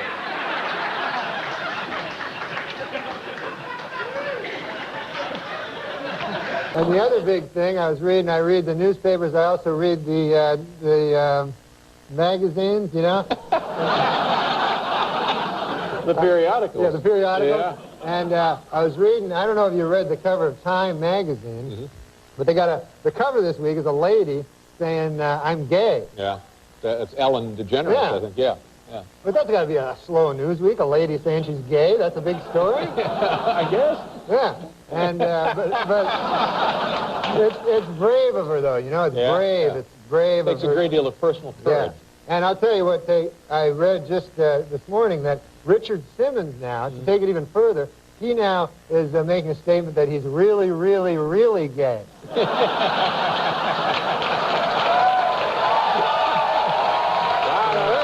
news. Yeah. To me, that ought to be on the cover. Yeah, he got burned. You still live in New York? Oh, yeah. Beautiful city. You're in Hollywood now, though, Jacques aren't you? Villeneuve? Yeah, Jacques Villeneuve. Canadian. Canadian who grew up in my city, and his father was my all-time hero. Gilles. Yeah. Unbelievable. Did you meet him backstage? No, I haven't. I met Randy Travis, and I'm a huge country music fan, and George Jones is my favorite, so this is a big night for me. Do you like the new country or you like the old country? No, the new is gay.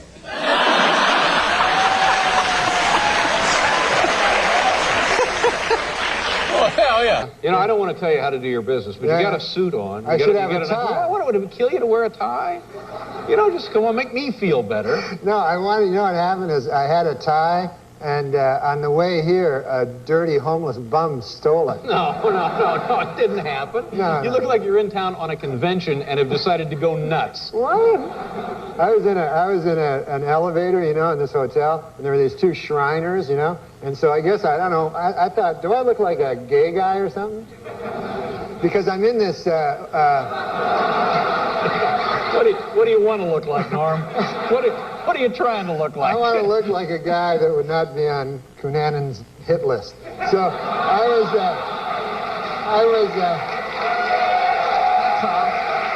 simple as that.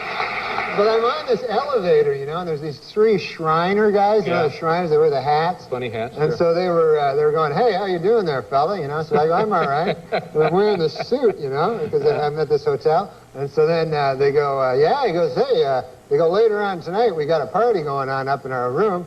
They go, we got some booze there, some broads, you know. The guy says, you like the broads, don't you?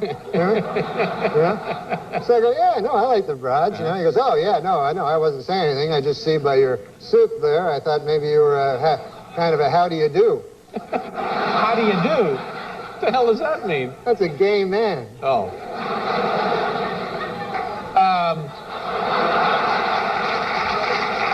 I don't know. How you feeling? You all right? Somebody told me you had the flu or something. Oh, no, I'm all right. How do you do, by the way? I'm fine. Fine. You don't have the flu? You weren't feeling? I heard you were a little under the weather. Had a cold or something? I was a little bit sick, you know. I went to the doctor. I was going to the doctor, you know, because I'm worried. When you're sick, you go to the doctor? Yeah, or even when I'm not. You know what? Yeah, that's right. Even when I'm not, I'm worried. I'm like, maybe today I'll get, like, bowel cancer or something, you know? Like, I get concerned.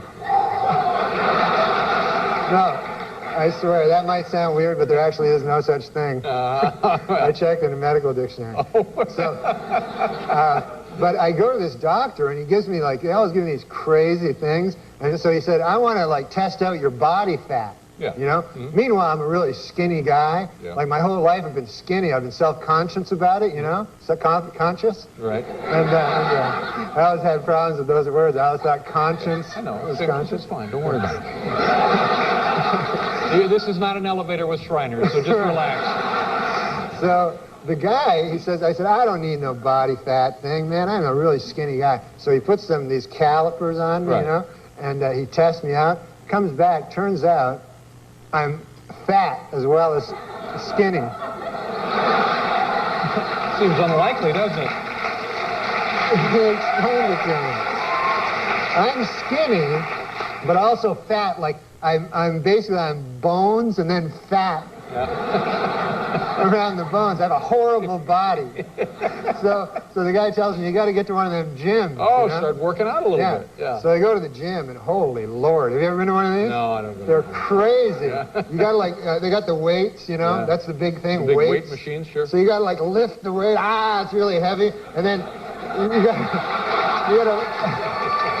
got to put it down. Then afterwards, lift it again right away. And it's endless. It's like hundreds of lifting. And then afterwards, you're just like sore and you're not big at all.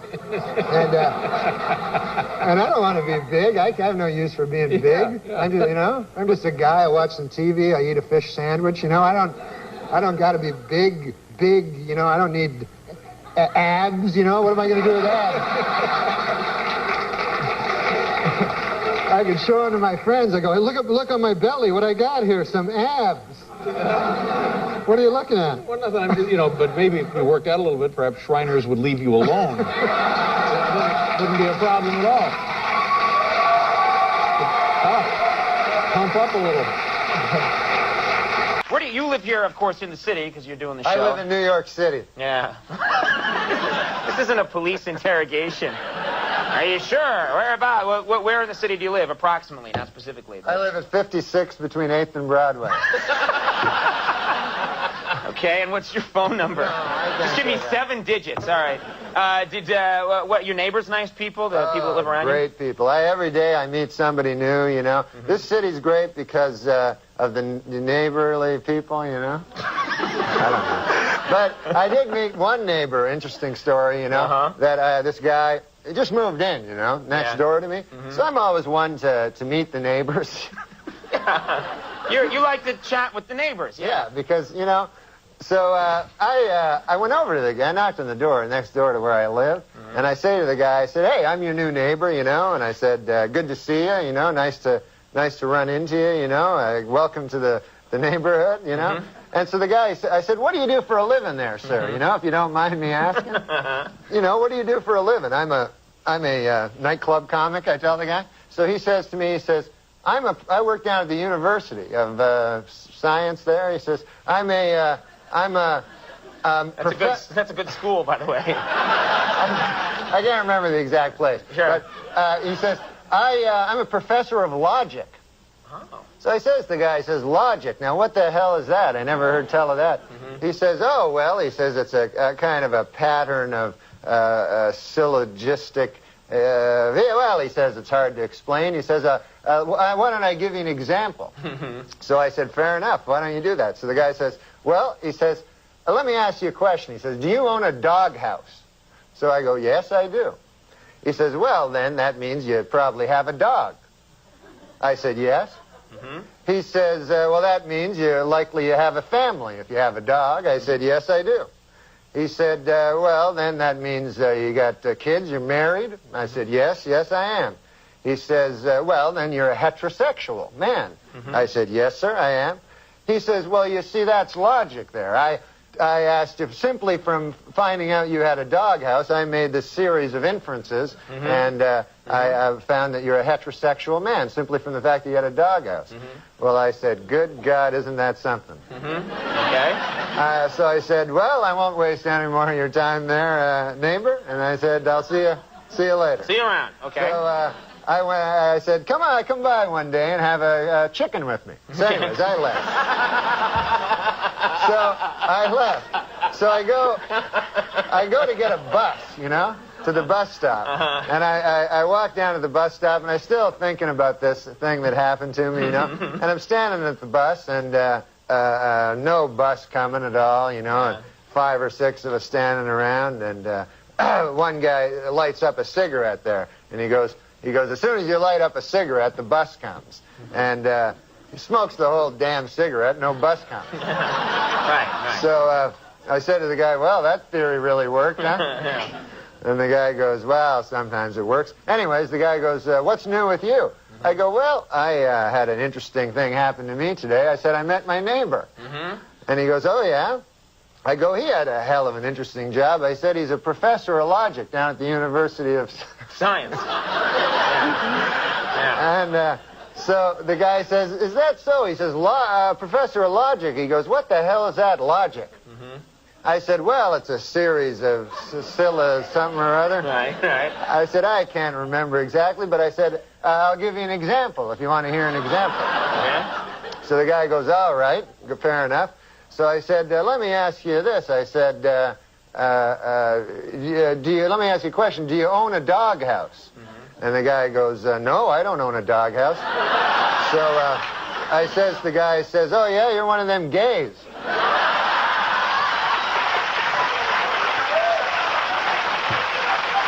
And it worked, right?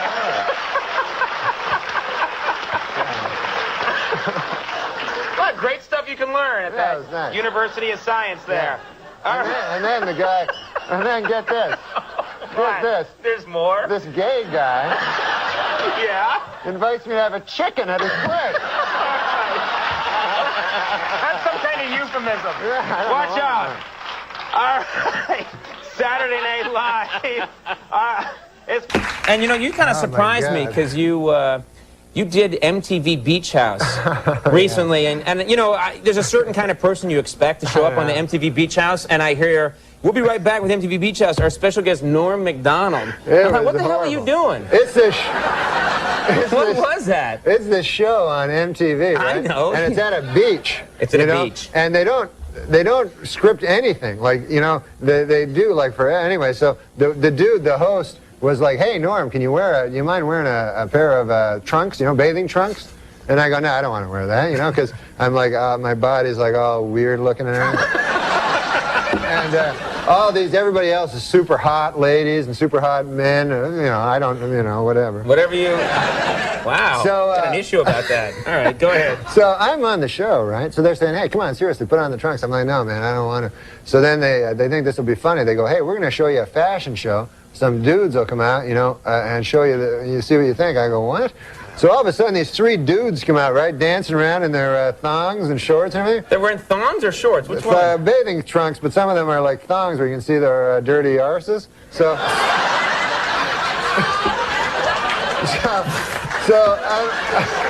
so I'm like watching it, you know, and I'm like, oh, like man. Chaucer. Yeah, go ahead. So I'm like, oh. I guess it is. Okay, go Old ahead. English. So I said, you know, oh, yeah, no, I'm pretending to go, oh, yeah, that's funny, right? And you do a lot of that at MTV, yeah. So then the guy, the host, he goes to this one guy who was very, very, very gay. He goes, what? How do you know that? no, I mean, You had a you know, sign? Yeah, he looked very, very gay. He says to this dude, he says, hey, I'll give you $20 if you lap dance on Norm. You know what I mean? Right. All of a sudden, this dude like, hey, $20. I guess he didn't have much money. Starts running towards me, right? So I look up. Here's this nude, almost nude dude running towards me, right? So I think in my head, okay, man, pretty soon the guy's going to be writhing around on my lap with his ass, you know? And I don't want that on TV, you know, forever. No, it's okay to talk about it, but you don't want to see it. Right. They videotape that, and it's there forever. So, meanwhile, what can I do? You know, you can't hit a guy because it looks bad. You know what I mean? You know? Even though, of course, a woman could hit a naked guy running at him. Sure, that's fine. okay. But a man can't hit him. So I have to think fast. There's only a second. So I bolt. I take off, right? You started running, too? Yeah, running down the beach. The guy catch you or no? Yeah, and then I had to come back on. They're like, oh, Mr. Homophobic. I won't let a guy grind his ass into you.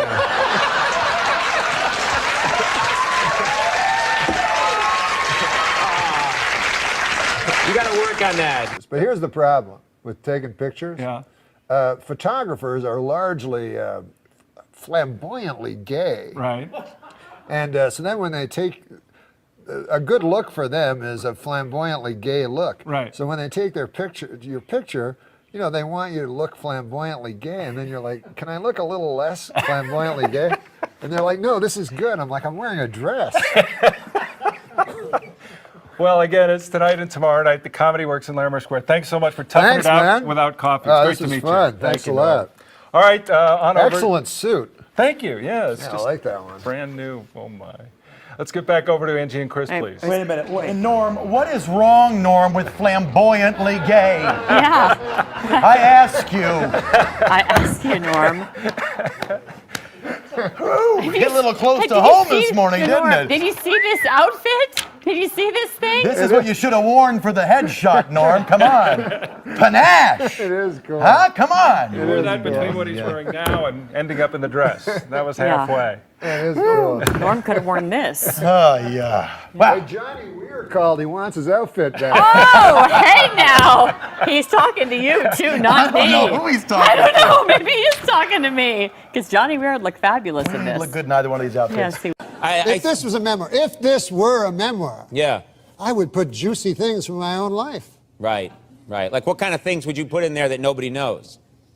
Well, I guess the biggest thing that nobody knows about me is I'm a deeply closeted gay man. What? I mean, that's, you're a gay man? I'm not gay. I said I'm deeply closeted. I'm as straight as an arrow. So you're a gay man who won't admit it? No. Do you know what deeply closeted means? Yeah. It means a man who will not acknowledge that he's gay. Yes. So I'm telling you, I'm not gay. I got a wife. You got a wife? I just got married because I thought, go through that charade, keep appearances up. Oh, yeah. Trump? I didn't mean Trump. I guess I feel as a closeted gay man living in a deeply, like a sham of a marriage, I have the right to say more, but I guess I don't. You know, on your last show, I came out as a deeply closeted gay man. Yeah. And I'm not gay. But David, on one time, this is a true story, and Dave, you'll attest to this, bought me a beautiful leather jacket. Oh, that's right. Well out of my price range. Now, I'm no one to take charity.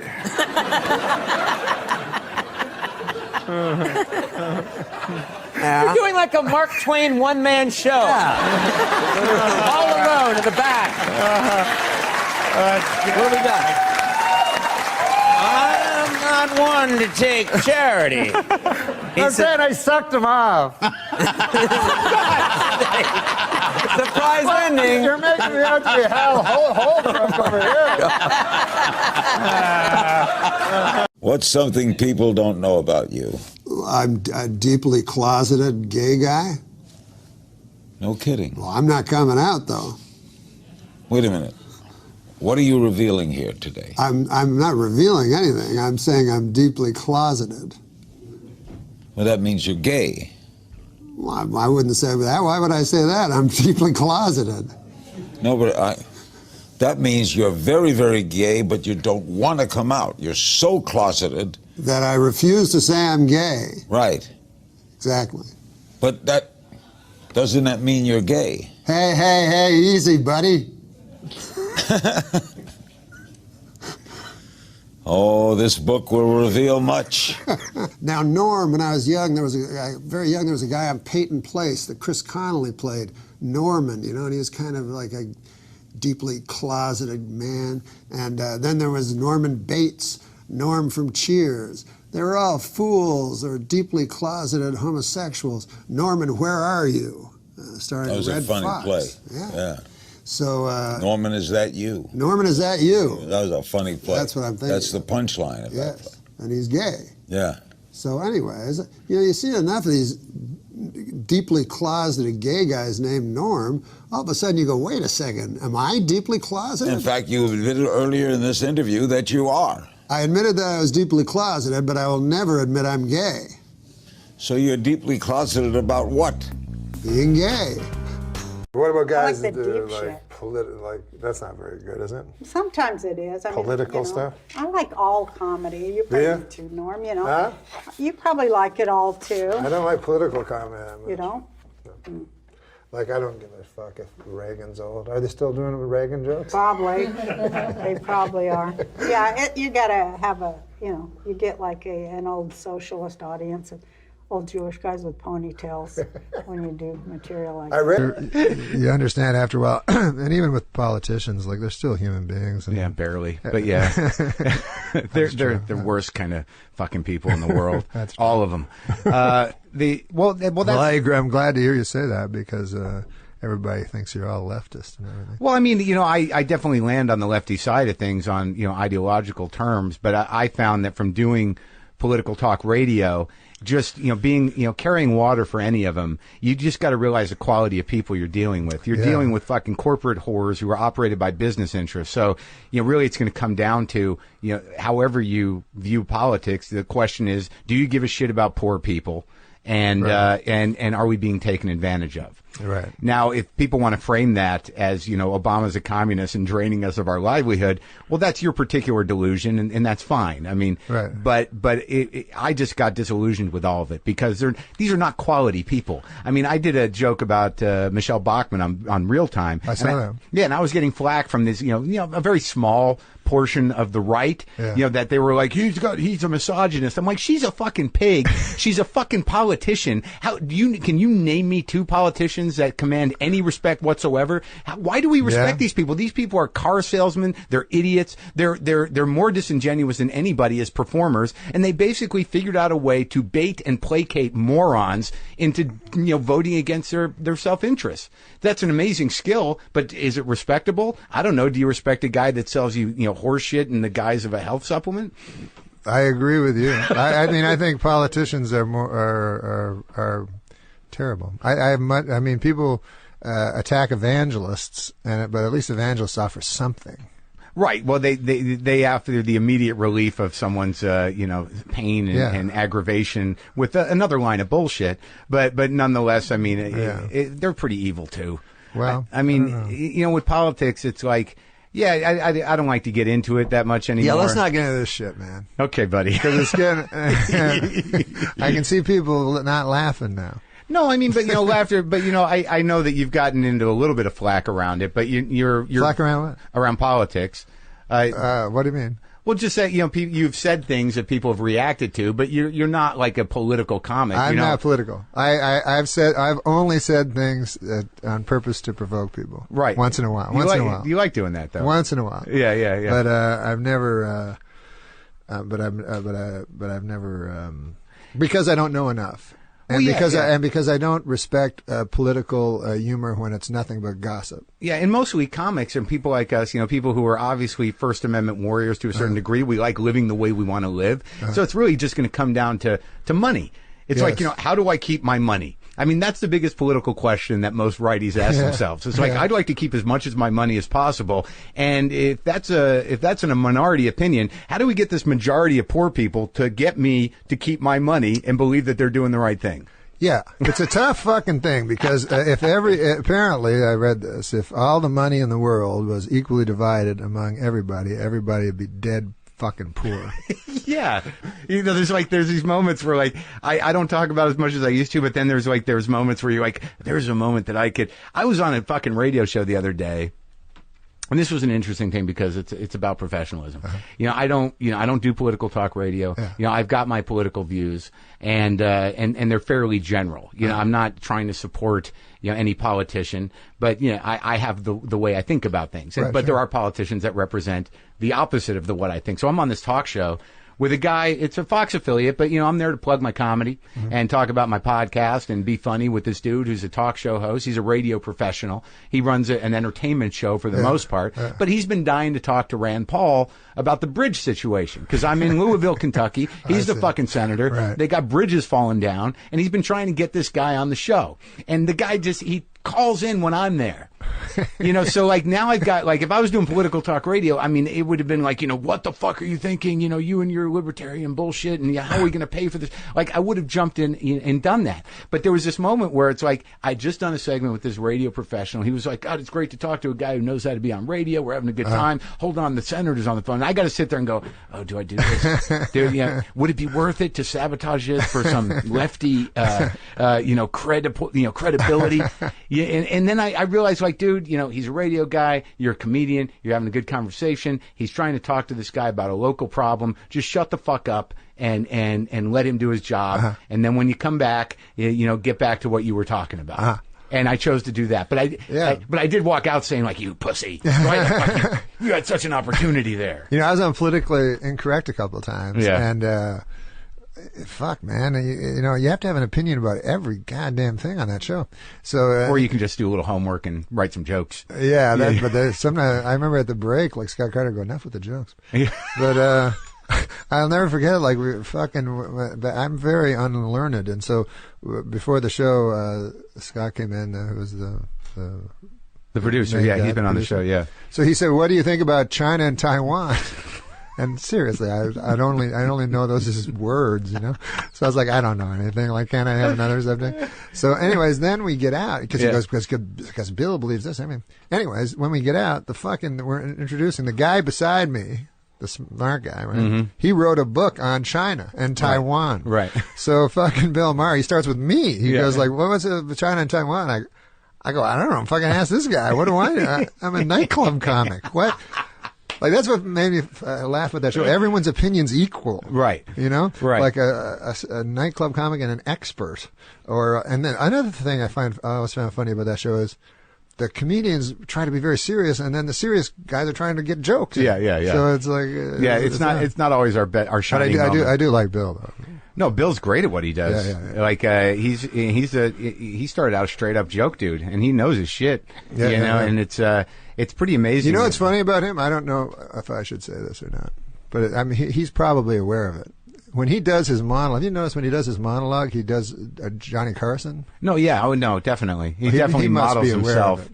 I think that's been his style for a long time. He definitely takes the posture. But I find it very funny because, he's got the posture and the timing and everything. And he's like, and then she came in his face, but it's like crazy words come out. Hey, Carson would have loved to have done that. Yeah, he probably would have. Met Donald Trump when he was on The Tonight Show on Jimmy Fallon's show. Now, tell us about that encounter you had with Donald Trump. Well, I'd met Donald Trump many, many times in New York City, just because when I was doing Saturday Night Live, he was a fixture in New York City, and he'd come to a lot of the shows, and he was just a local eccentric, that people mostly loved in New York because he fixed the rink in Central Park when the city couldn't. But no, when I was on Jimmy Fallon, that's when Jimmy Fallon tousled his hair and got in trouble for it, and I was the other guest.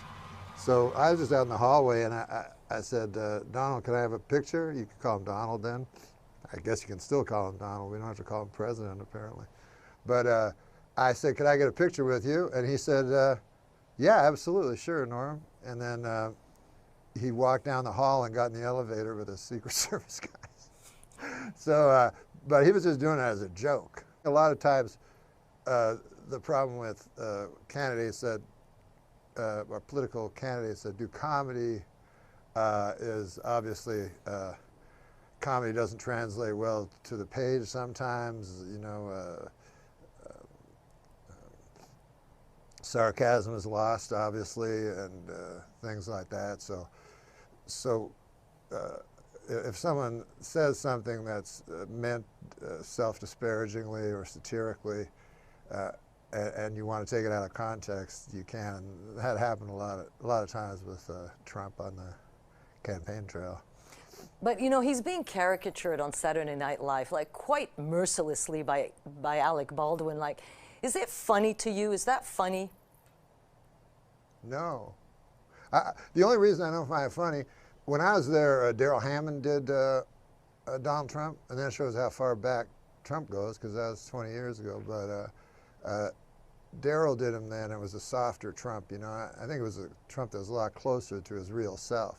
But if you do an impression of someone, you have to like that person, because you're playing the person, and people like themselves. So you can't play someone and have contempt for them at the same time. It doesn't work as an impression. So I don't like his impression, and I have no political affiliation. I just mean from a comedy level. Let me ask you this. So your Bob Dole imitation was pretty famous back in the day. So would you do Donald Trump today? Would you do a Donald Trump imitation?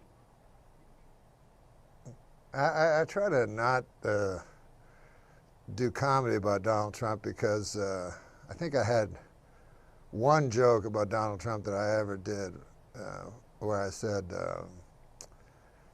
that Americans hated Hillary Clinton so much that they voted for someone they hated more than Hillary Clinton to rub it in. And that's the only time I ever made a joke about Trump. But I try to stay away from it because it's just you know, it's low-hanging fruit, and also, you know, Trump oftentimes is doing self-parody, and nothing looks dumber than if you parody self-parody. You know, you really get caught not understanding. So comedy in the time of Trump, is it more difficult than it was when you were on Saturday Night Live? It's more difficult in the time of Trump for good comedians, and it's way easier for bad comedians. You know, you don't have a worldview by just saying you don't like Trump. You know what I mean? That doesn't count. Like you can't just say I hate Trump, and that makes you a good person.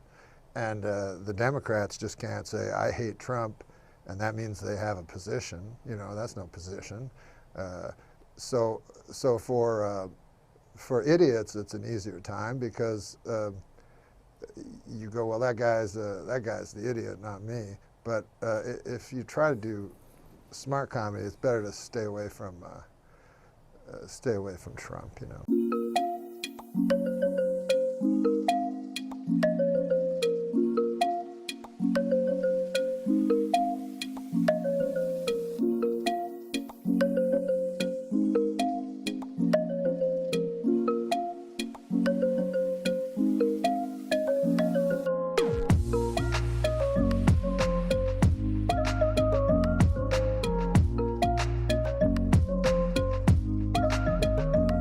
Big thing was he forced him to do this. The big problem that Clinton has is this thing where he's going to pardon the McDougalls. He may or may not pardon him. Yeah, people don't know. The Whitewater people, we call them here at the show. Hillary, if she is, because she's also a co-conspirator. Yeah, if she gets sent away. If she gets sent away, will he pardon her? And Clinton said, "You do the time, you do the crime, you do the time," he said.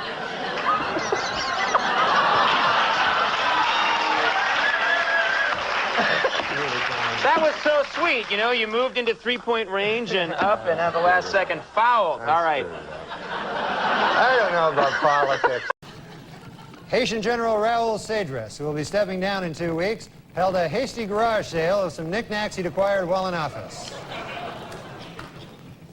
Big fans of the Haitian strongman, are you? Postal authorities removed a cigarette from a photo of blues artist Robert Johnson to help dignify the musician in a new stamp they've issued in his honor. This isn't the first time the post office has altered a photograph. In fact, the original photo used on the Elvis stamp was based on this photo.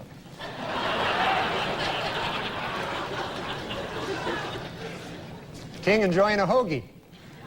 In a related story, 3 of Hollywood's most powerful men, David Geffen, Steven Spielberg, and Jeffrey Katzenberg, joined forces last week to form their own movie studio. When asked what sort of films we could expect from them, the trio replied, mostly pornos. That's good news. All right, all right. Last week, Queen Elizabeth won 10 pounds in her country's national lottery. However, she has no plans to quit her job as Queen of England. Yeah, I knew. You think I didn't know? Jeffrey Dahmer's relatives are reportedly fighting over what to do with his body. Yeah, that's right. Yeah. Well, some want to have sex with it while the rest want to put it in the fridge. So that's, should have stopped at the premise that time. The U.S. Postal Service this week canceled plans for a stamp commemorating the bombing of Hiroshima. They will instead release a different stamp. Here it is that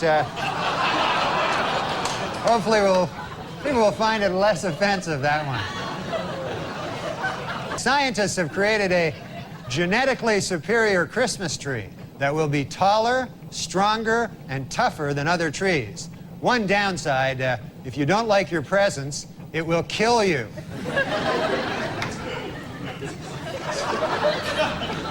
It's a hell of a downside there. A one-legged goose with a dart in its head. And I complain about my life, you know? It's tougher for the one-legged goose. Hey, this week a Cincinnati woman with 10 personalities sued a man for sexual assault. But the suit was thrown out when 2 of her personalities said that she may have consented. You know, folks, where I come from, No, no, no, no, no, yes, yes, no, no means no. Hate to get on a soapbox, but that's where I come from. Oprah Winfrey broke down and cried this week, saying she had once smoked crack cocaine. You know, I don't know what she's crying about. I mean, you know, some people in this world never get to smoke crack cocaine. It's ridiculous. Huh?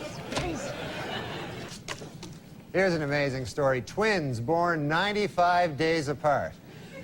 Even more amazing, they were born to different mothers and they don't even look alike. Hard to believe. This week, a court banned gays from marching in Boston's St. Patrick's Day parade, but they will still allow them to be beaten up by drunken Irish guys. I'm afraid to know what you're applauding at there. Okay. Well, the Super Bowl might be over, but the San Francisco 49ers just keep piling it on. They now lead the Chargers 83-40 to 27. So they've comfortably covered the spread. And in football news, man, this is getting ridiculous. The 49ers now beat the Chargers 1,000,655 something to 27. All right. Not good with those long numbers.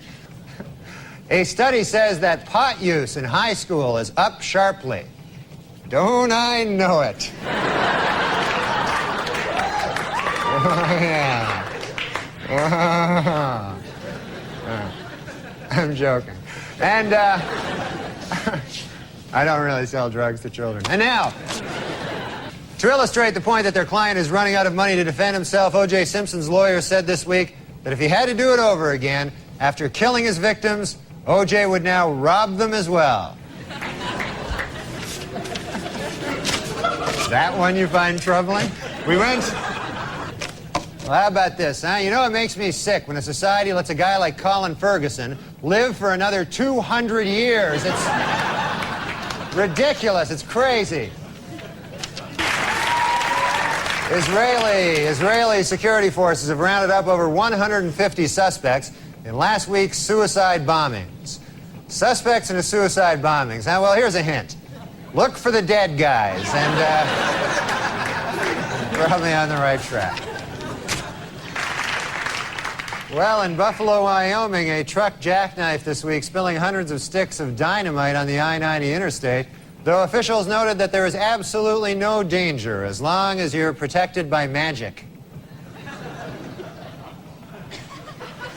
Yeah, I wish I was protected by magic. All right. And with the Pope in New York City, some of the New York City's greediest and most heartless con men are getting rich selling fake tickets to the Mass in Central Park. Don't I know it? Look at all... Look here. Look at all this. Oh, yeah. Hoping to impress a girl, Kevin Hall, 18 years old, stuck a sawed-off shotgun in his pants and blasted off his genitals. You know, I don't know the girl, but I'm guessing that the stunt didn't work. I've learned that the hard way. In an attempt to reassure critics of the president's Bosnian policy, White House press spokesman Mike McCurry stressed that the administration does not intend that America be the world's policeman. He did acknowledge, however, that the Marines had just pulled over the country of Brazil for speeding.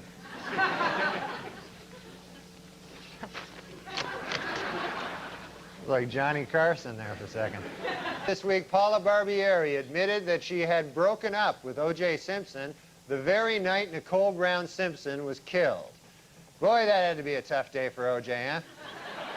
First he gets dumped by his girlfriend, then Colombian hitmen kill his wife. Man, that's... You gotta...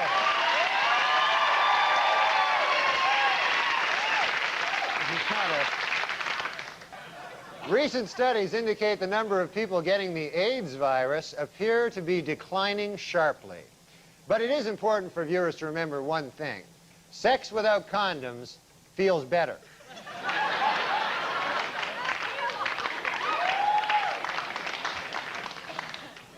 And now I have to say this. It should be noted, however, I have no idea what I'm talking about.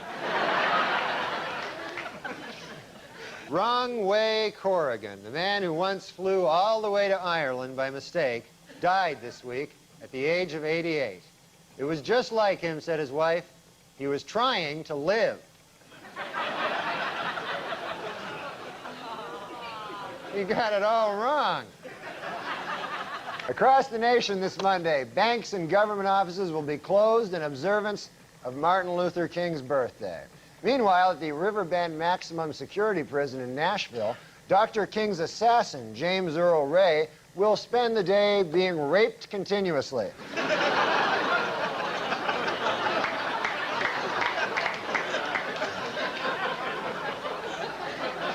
He's a bad guy, by the way, James Earl Ray, if you don't know that. Meanwhile, Republican hopeful Phil Gramm says that Bob Dole should not get the nomination because he backed President Clinton's plan to send troops to Bosnia. Dole responded that Gramm should not be nominated for president because, well, look at him. Take a gander at the fella. Well, more bad news for ice cream moguls Ben and Jerry in their continuing battle with the Food and Drug Administration. This week, the FDA banned their newest flavor, stuff from Ben's beard.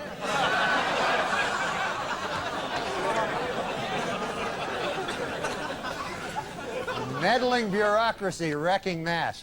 Well, at a local town meeting in Montpelier, Vermont last week, representatives from the McDonald's Corporation who want to put a restaurant in a historic district were booed by angry residents, but they were cheered by the town fat guy.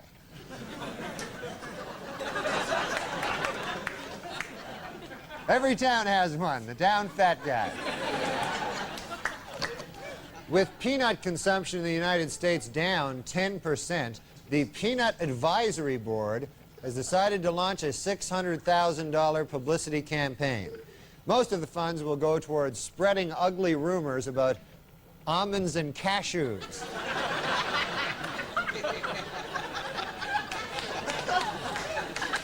That's not right, huh?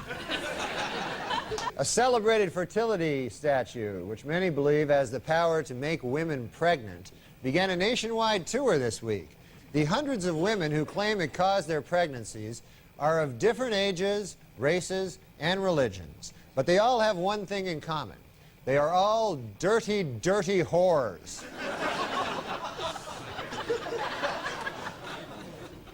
Dirty, dirty whores. In Colorado this week, Bob Dole warned that if Pat Buchanan is the Republican nominee, the party might lose both the presidency and control of Congress. In response, Buchanan warned that if anyone other than himself becomes president, blacks will retain the right to vote.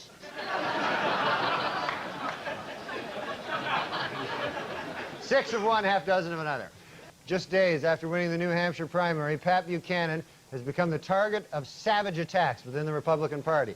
On a positive note, however, he did pick up the enthusiastic endorsement of Bill Clinton, the President of the United States of America. Can't get much higher than that. Well, television history will be made this week when film legend Elizabeth Taylor appears as herself on all 4 CBS Monday night sitcoms. It's part of the network's new campaign, Must Eat TV. She enjoys eating. According to a Senate Committee on Violence, Denise Brown has done more to bring attention to the cause of battered women than any other person. Well, almost any other person. Once again, OJ gets the short shrift. Well, Washington, D.C. Mayor Marion Barry says he has devised a money-saving plan that would close the district's Lorton prison and transfer its 7,000 inmates to private lockups. One hitch is that the financially strapped district doesn't have the startup money to implement the plan. Another hitch is that the guy who devised the plan smokes crack.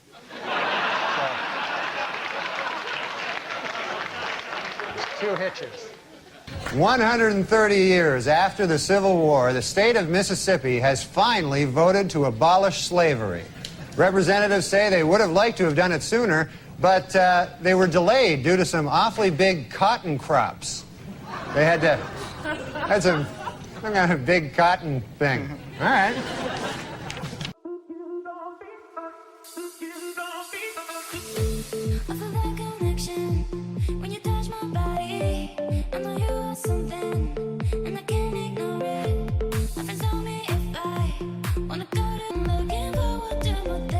I watch old TV shows. Yeah. And it was the first Kojak. You remember Kojak? Telly Savalas. Telly Savalas. With the lollipop. Yeah, he had the lollipop going. So for the pilot, it was Crocker's first day. You know, Kevin Dobson played Crocker. Sure, Crocker. So he was just out of police academy. Green. They kept saying how green he was. Kojak had been around a long time. He knew everything. So he's, you know, has this green kid, and he doesn't know if he wants to be working with him. So what was happening was prostitutes were being murdered. Oh, my. He goes, go down and try to get some information from the prostitute's mother. So a little while later, Crocker comes back. I talked to her mother. She wasn't a prostitute at all. She was a good girl. Yeah. So Kojak's seen it all, right? So he takes this lollipop. He goes, yep, she was a good girl. Mama's apple pie. The 4th of July. She was a hooker!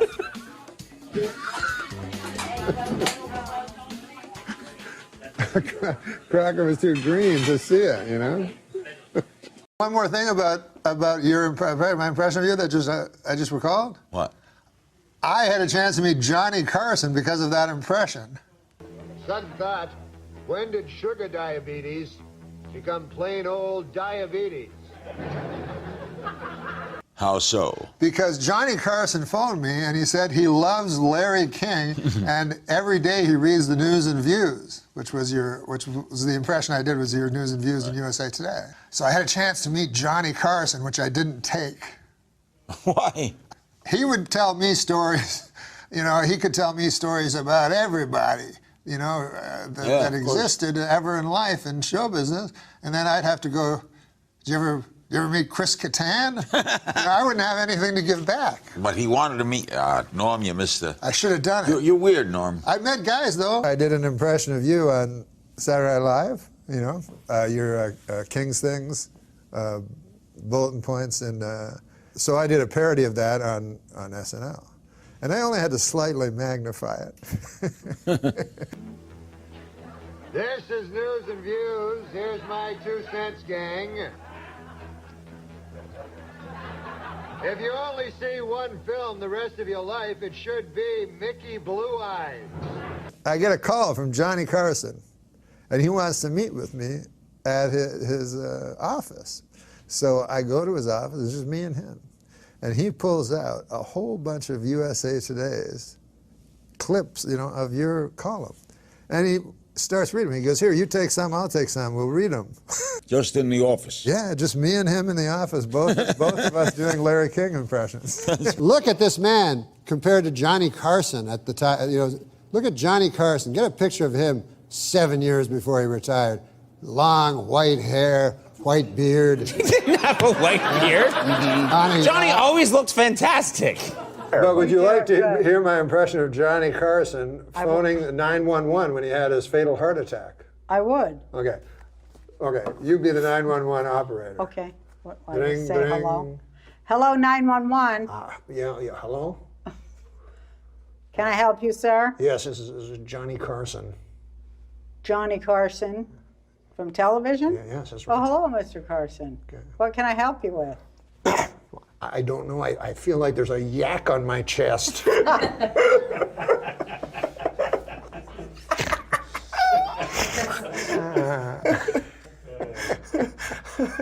did have a lot of yak jokes, Got a lot of yak jokes. Well, have I ever done my Johnny Carson impression for you? No, you haven't. And I'm sure this young audience would love to see it.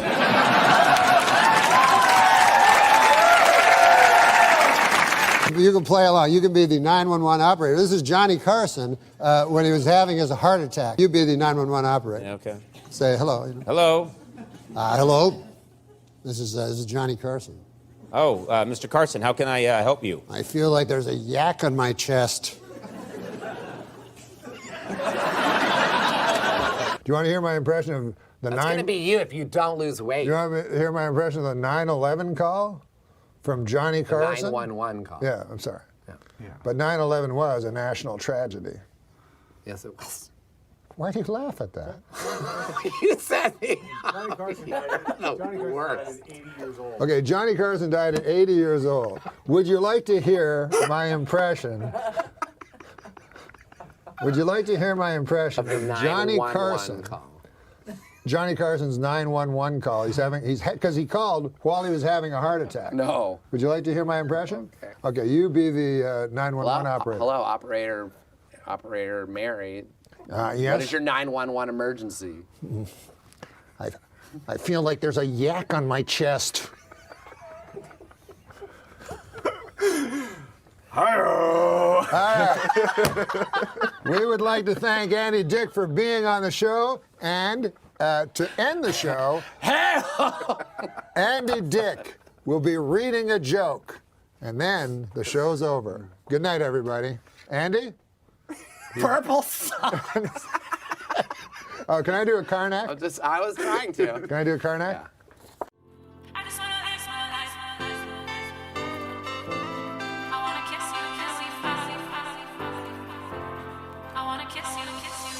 You told me that we should go our separate ways, but now your life without. That's what I was trying. Now, do you know how to be Ed McMahon during this? Well, you have to read Okay. Mount Baldy. Mount Baldy. And you read. No, then you have to say Mount Baldy. Mount Baldy. Mount Baldy. Yeah, Mount Baldy. What did Yul Brynner's wife do on their wedding night? Let's talk about you now. Let me ask you something. Yes, Another guy from Canada has come and invaded show business here in the United States. With an acerbic wit. So many funny guys come out of Canada. What is it about Canada that produces all these comedians? What do you think it is? I don't know, because when I'm in Canada, no one's funny. You think it's the long, dark, cold winters? You just had to find something to laugh Yeah, about? we don't have dark winters. We don't live in the Arctic Circle. But they're long, aren't they? They're long and cold, and they're cold. And really cold. Yeah, they're cold. So when you're a kid up in Canada... I don't want to put too fine a point on it, but they're cold. You said this is the coldest you've ever been. You're Canadian, so are you okay with this? I've been colder than this. I've been colder than a vampire's... Go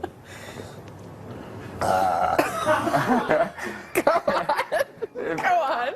That's like We're an 8 waiting. a.m. joke. Yeah, we can do it at 7:19. The stage is yours. Are you drunk? Because all you did was ride a cooler and you're sweating. I am. Well, it's hot as it's hotter than a $2 Well, he's pistol got like in here. 12 layers on. Yeah, I I think. thought it was going to be really cold.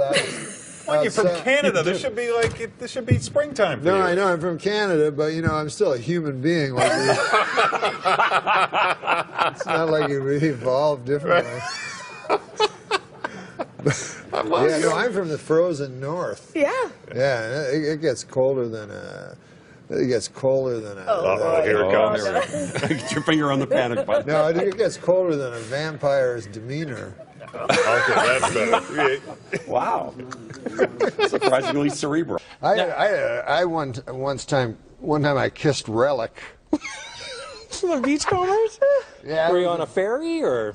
No, that Indian guy from the show gave me some bad heroin. That's not true. No. You made that up. I didn't make that part up, but I did have a long kiss with Relic. For a show or just party? Yeah, no, I was supposed to be on the Beachcombers. Right, that would have been awesome. With Jackson Davies, too? Yeah. Yeah. And turns out I was never going to be on the Beachcombers, and I was just going to be in Relic's hotel room. What, were you in Vancouver? Yeah, I was in Vancouver, and I'm like, this is going to be the greatest. I'm going to be, I was supposed to be like the new breed of the beachcomber and everything. That's what Relic said. So this is a next generation beachcomber thing? Exactly. Okay. Beachcomber, the next generation. Relic was supposed to be the executive producer, and he'd make occasional appearances. This is what he told me in his hotel room. Come on. This didn't happen. No, it didn't happen. Okay. I got to read this book. Sean, Hey, I should put that in the book. you should. I know there's a couple generations maybe between you two as comedians. Looking at A couple? watching Norm over the years and some of the characters, what's it like being alongside one of the best? Oh, it's great. I mean, I love Dirty Work, and I love Saturday Night Live. And then I worked with Norm. He was my boss, my first boss in Los Angeles. Yeah, Sean's awesome, man. Future of comedy. If you show this clip like 10, 20 years from now, you're going to go, who's that old guy talking about, who the hell is Relic? Oh, I love that I'll story. be like Relic, and he'll be like me, like 20 years, when you look at this in the vault. In Canada, it's different. Like here in the States, you vote for the president, maybe you vote for the wrong guy, a war happens. Right. In Canada, it's not like that. You go, like, what's the big thing? Should they make that bridge? Right. That's the biggest. Yeah. So it doesn't really matter. So it's, you know, It's too much we're pressure. very inconsequential, Canada. Yeah. Last time I performed here at the Just for Laughs Gala was 25 years ago, and I did so well, they invited me back. So that was nice.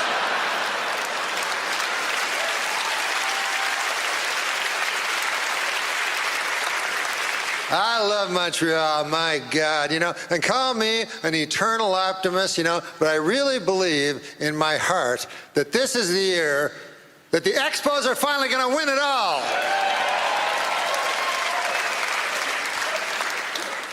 Montreal, famous for a lot of things, you know, one of them being the greatest strip clubs in all of the world. Yeah. Last night, are you aware of Club Super Sex? Yeah, so last night I went to Club Super Sex. I chose the soup. Big mistake.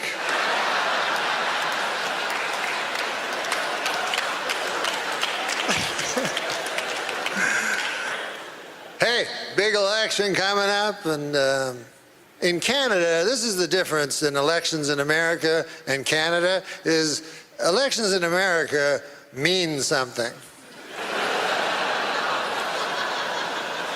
You vote for the wrong motherfucker, the world blows up. I don't need that on my hands. Whereas Canada, you know, it's always like, well, what's your view on the bridge? I say keep as it is. I don't think they need to clean that up. That's fine.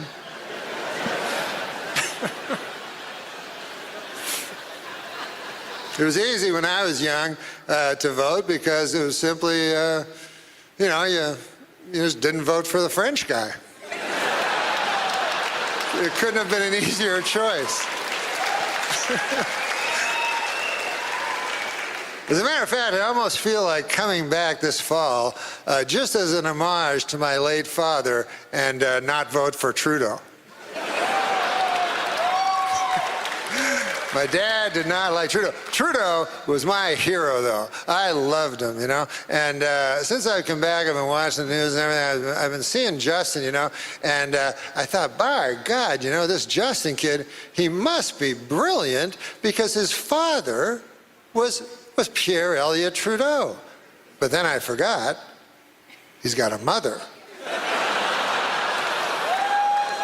So that's kind of evens everything out. You know, what's also different in America and Canadian election? In America, you get to vote for the President of the United States, and in Canada, you vote for some motherfucker who lived down the street. In your riding. Whatever the hell that is. So then, that guy, he goes to the House of Parliament, you know, and he's like, oh, wow, this is big. And then the speaker's like, all right, well, what are we going to talk about? Anybody want to bring an issue? And then your guy's like, yeah, I just, our bridge ain't looking too good. The speaker's like, what the fuck are you talking about? I go, no, I'll sit down. Sorry about that, I just... I'm scared of letting go, go, go. I'm scared of letting go. of letting go, go, go. I'm scared of letting go of everything. Scared of letting go. Thank you and good evening. I'm Norm MacDonald, and I could not be more excited to be here. You know, when I was asked to host the Canadian Screen Awards, I called my good friend Chris Rock, and I said to him, I've got some great news, Chris. I'm going to Canada. And he said, I've got some great news, too. I'm hosting the Oscars. What are you doing in Canada? And I said, you know, visiting some family, friends. The usual. We're coming to you live from Toronto, or as you cost-cutting location scouts call it, New York City. Never has there been such an assembly of great Canadian talent in a single location that did not have to be Zambonied first.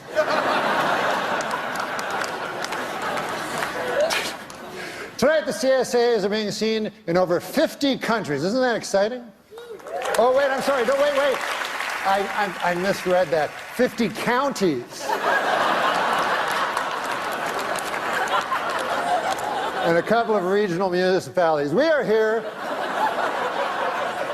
to celebrate nominees for their wonderful work in Canadian cinema and television, which is a lot like celebrating the Northern Lights. You probably haven't seen them, but you've heard they're amazing.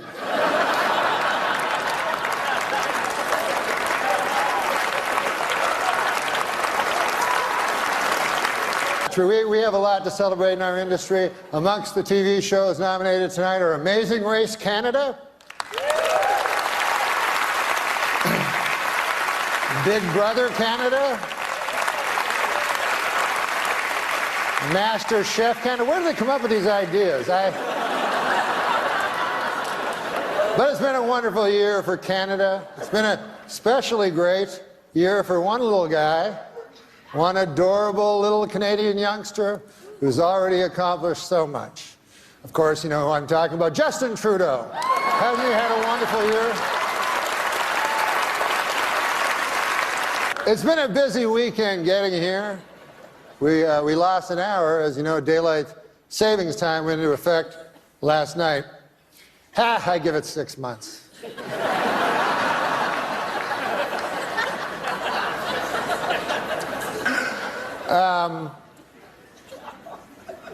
Well, we're going to start the show, but I was...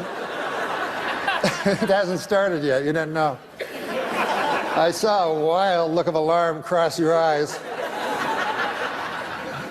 But I was backstage yesterday, and we were doing rehearsals, and I asked, what is the statuette called? And they said, it's called the Canadian Screen Award. And I said, well, that seems kind of dull. Like, what? That's the name of the award? And they said, well, we've been bandying around different names, but none of, they said in Canada it takes a long time to get stuff done and stuff. But one of them they mentioned was the Candy. And I think John Candy, I mean, who doesn't love John Candy?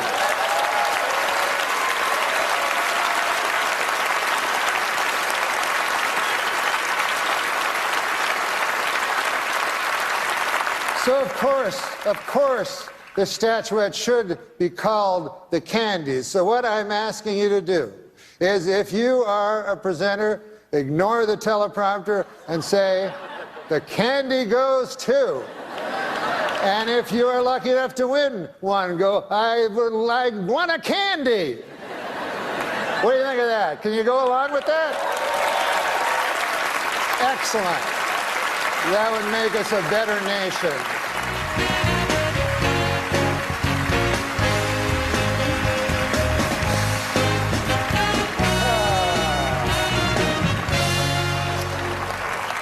I am not here to upbraid. However, I think I made it quite clear that these awards should be referred to as the Candies. A 9-year-old child knew.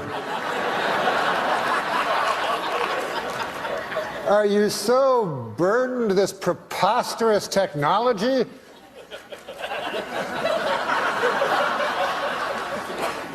So I would like not to see that again.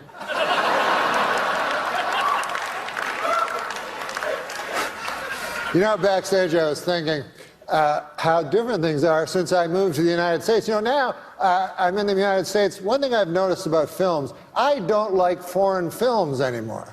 You know? They're all like artsy, kind of not my cup of tea. But when I grew up in Ottawa, by God, I loved foreign films. You know, Star Wars, Smokey and the Bandit. Do you remember that one?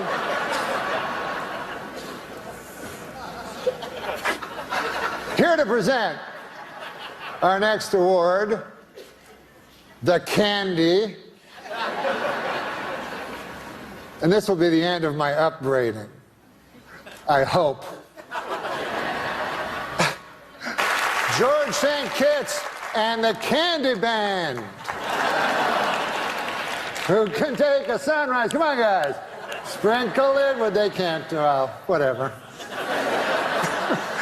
Well, our next presenters are political people. And it made me think, because I was just told Cape Breton Island, I don't know if you know this, but they are offering sanctuary to anyone that lives in America after Trump is elected president by a landslide. And I agree with this in principle, but why Cape Breton Island? I mean, can't I just flee to Toronto? Do I have to leave the fucking planet? I mean,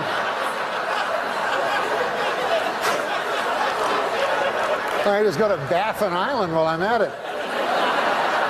All right, now welcome to the stage, two Canadian. Oh, the Candies are going great so far, aren't they? I would like to say to Eugene Levy that there's no reason to be ashamed of your son. My son only this morning punched me in the chest really hard. Listen, I have some good news. I just found out that all of you here tonight will be getting a swag bag. Yeah. Just like the Oscars. I haven't seen one yet, but why don't we take a look and see what you're getting? I'm going to call Megan, our golden girl, out. Megan, our golden girl? Hi, Megan. Come on out here. Ah, you brought the swag bag. Yes, can you hold it open? And then I'll take things out of the swag bag. What do we have here? A loose pancake.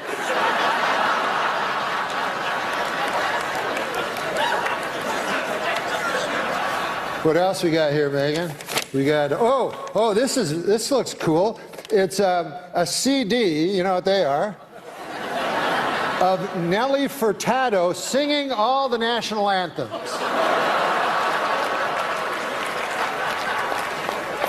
Torn from today's headlines. See what else we have.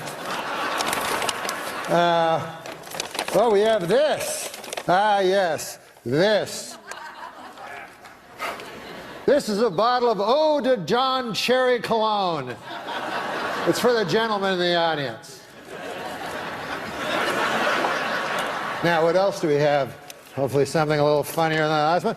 Here. We have a 30-minute massage from producer Robert Lantos.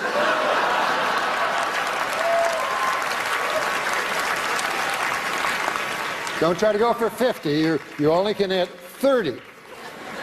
Now, what else do we have here? Oh, a curling stone. You know what these are made of? I always took them for granite.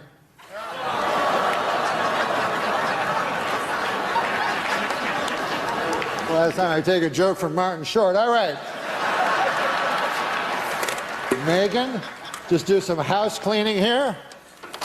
Having a hand for Megan, our Golden Globe. A natural mistake. All right. Listen, guys. For some reason, I've been told to stretch. So,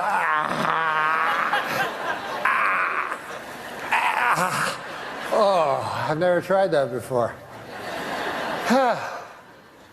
The show's over, folks. Good night. But for the first candies, respect, peace. And then talk about a guy who picks good projects. Yeah. I mean, that's 60% of having a career like that. Yeah. I read in Bill The Murray's Sting, like that, Bill too. Murray will do nothing. And you know another great thing about Bill Murray that I think was smart? He doesn't get work done. Like, he doesn't get plastic surgery. Mhm. So his face looks super authentic. Yeah. And, like, you would think an actor would want that, like those lines, you know what I mean? Yeah. That you could use that. Because I remember at the end of his life, Jackie Gleason got a facelift. Yeah. And it looked like, it was like, why wouldn't you want to use your old face? That would be super funny, you know? Instead of because you're not a leading man. Yeah. You know?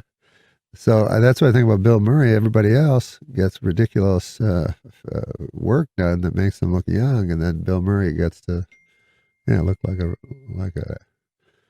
authentic. Right. Plus, he's a great actor. It's amazing that he took that route. You know, he did Razor's Edge, which was awful. Oh yeah. But still, it was daring. Yep. Project, and I guess he just had all this money from Ghostbusters. Mm-hmm. And so he did the exact opposite of Dan Aykroyd. It was always funny, like Dan just kept chasing the big movies. Yeah. And then he did that crazy sitcom where he was a priest. And you're like, what happened here?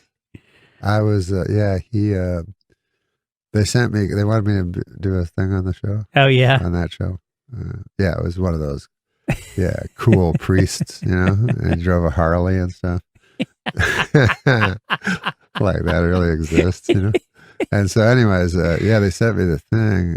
He's like, it's a really funny part, Norm. And I'm like, well, I'll just do it, because you're asking me, because you're the greatest. And then I got the script, and all I did was I was looking through the telescope, and I said, oh, I can see Uranus. And then he goes, you can? And he pulls. Like he pulls his pants, and I'm like, oh no, I don't want to say that. So I had to lie my way out of it to get out of this awful joke. But he told me, it was like, great. One time when I had my sitcom, the showrunner goes, why don't we have a big star every week do the cold opening? And I go, oh, sure, yeah. And he goes, you can get big stars, right? I'm like, no, I can't get anyone. And he goes, but Sandler. I go, I'm not going to ask Sandler, and then I told my agent, I said, don't ask Sandler, because the showrunner kept phoning my agent. I go, because I don't want to blow a favor. I know he's not going to do it. He's not going to do it, and then he's going to think like I asked him for a favor. You know what I mean, kind of thing. So, anyways, a few weeks later, my manager goes, oh, by the way, Sandler said he doesn't want to do it. I'm like, oh my God, I told you not to. Yeah. And then they said, one week, they go, we got Eddie Murphy on the phone. I'm like, why? What? And they're like, yeah, for the cold opening. And I go, what cold opening? And so they hand me this script, So I'm talking to Eddie Murphy, and I don't know Eddie Murphy. And he's being super Zen-like, He's an amazing guy because he's all Zen and peaceful.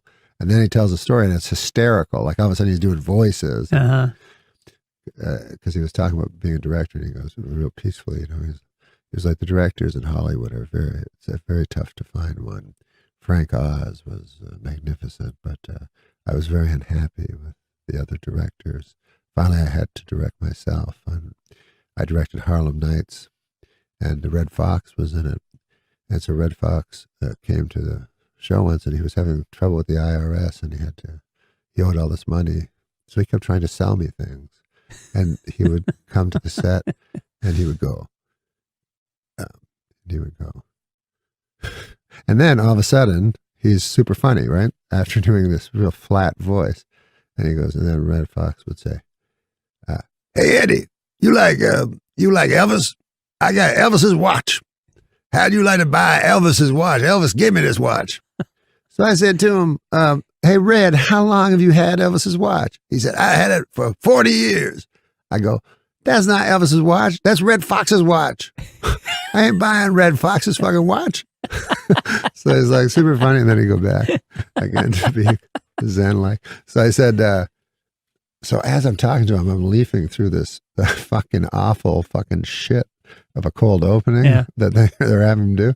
And so it's like, white guys writing for black guys, what they think they'd say. It's just awfully, horribly racist. And so he says to me, he goes, I'll do it. If you tell me it's funny, I'll do it. And I go, it's not funny. Oh, wow. I didn't know what else to do. I didn't know what else to do.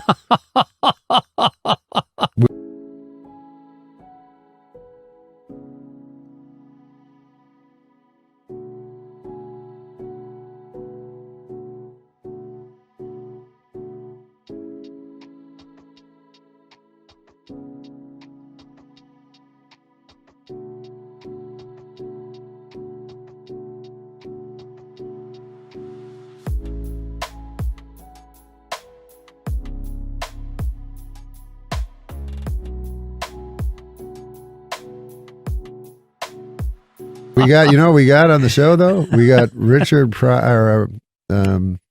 Richard Pryor. His last appearance everywhere. No shit. Was on my television show. Wow. And big mistake. Like he showed up. He's in his last stages of MS. Yeah. And everyone was crying. Because you look, his eyes. He would do that fear look even when he was acting and stuff. When he was doing his stand up. That's what he was like. It was just pure fear. It's like he's locked in the side, like begging to get out somehow, and it's so hard to watch. Right. So, and then his wife, she goes, listen, he's really nervous. Would you go up and tell him you love him, hug him, kiss him? I go, hug him and kiss him? He goes, yeah, you can show him affection. He's very fragile. So I go up and I hug him and I kiss him. I go, you're the greatest ever. If you don't want to do this, you don't have to. But it's just great that you're here and this stuff like that. And then there's like two big black guys that are there, And one of the big black guys, like about 15 minutes later, goes, Richie thinks you're a faggot. So my everybody's comic hero. And I'm like sexually molesting him pretty well. Because of his stupid wife. One time I was hosting and there was three guys. I've never hosted. How many times have you hosted? Just one time. It was a mistake. Did it not go well? It was all right. Did you do Update? No. You didn't even do Update? It was right after I got fired from Update. I thought it'd be funnier back then. But anyways, so there were three guys doing music, Yeah. And I don't know music. I just know old music. Like again, Lauren would go, "Who do you like?" And I go, "You like this guy." Bobby Goldsboro. Bobby Goldsboro. Eddie Cantor, is he around? And Lauren go, "You've got to go," So who'd they have on? Very hip. So they young had kids. hip guys that everyone else knew except me. It was Snoop Dogg. He just changed his name and he was angry because I kept getting it wrong. He used to be Snoop Doggy Dogg. It was Snoop Dogg and Eminem and Dr. Dre. That's a pretty heavy lineup. Yeah, but to me it was two black guys and a white guy. So I go to introduce them. You're beautiful. And they were all just trying to get this into the barn. Don't go black white on. They were all standing They were all standing like in Not there with Francis Farmer. They're about to go up and take me with you. They were standing in rap positions, as you know, like against. And I'm about to introduce them, so they're standing in that rap position where it looks like they'll either start singing rap or pull a gun and kill you.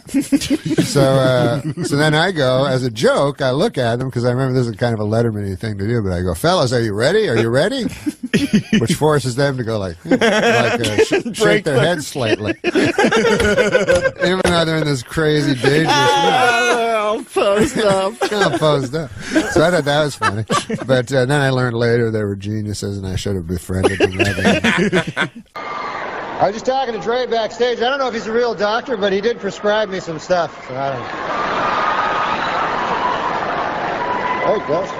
And that leads us to our first special merit award of the night. Ladies and gentlemen, for nearly 30 years.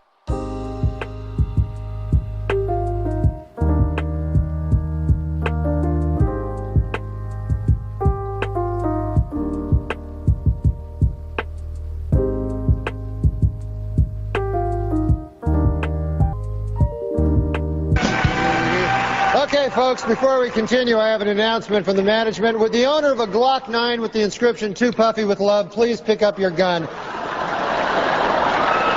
It's at the hospitality suite. I think I heard Matthew Perry once in an interview. I think he basically said he invented sarcasm. I think he said that. Norm was on Saturday Night Live. Norm tells the best fucking stories about some of those celebrities that went through there. And Matthew Perry had an assistant and said, you know, he said to Norm, Matt wants to do a sketch that he wants you to be in where he talks like he does on Friends. He calls it Matt Speak. And Norm said, what are you talking about? He goes, well, you know, he invented a way of talking, the way he talks on Friends, Matt Speak. And he showed him a clip, and Norm said, are you talking about sarcasm? Matthew Perry called sarcasm, he renamed it Matt Speak. Hilarious. And Norm goes, you're talking about sarcasm? What about the black odd couple, They should have just said to him, oh, that was really good. I think one of the younger writers said, I think Matthew Perry is a genius. And I think that's what it was. And Norm said, is he good at math or something?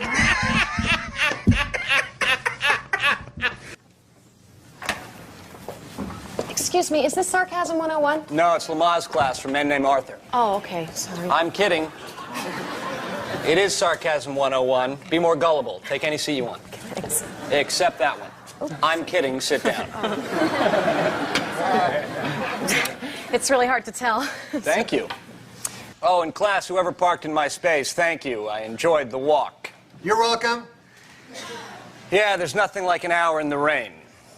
Oh, wait. Oh, I get it. You're saying that because you don't want him to park in your spot. Very good. You win the trip to Jamaica. Hey, wait a minute. You didn't say there's a prize. Wow, could you be any stupider? Okay, last week's assignment was how you would describe the food in England. Jane. Oh, the food is so good there. Kevin. When my dad eats, he sounds like a pig.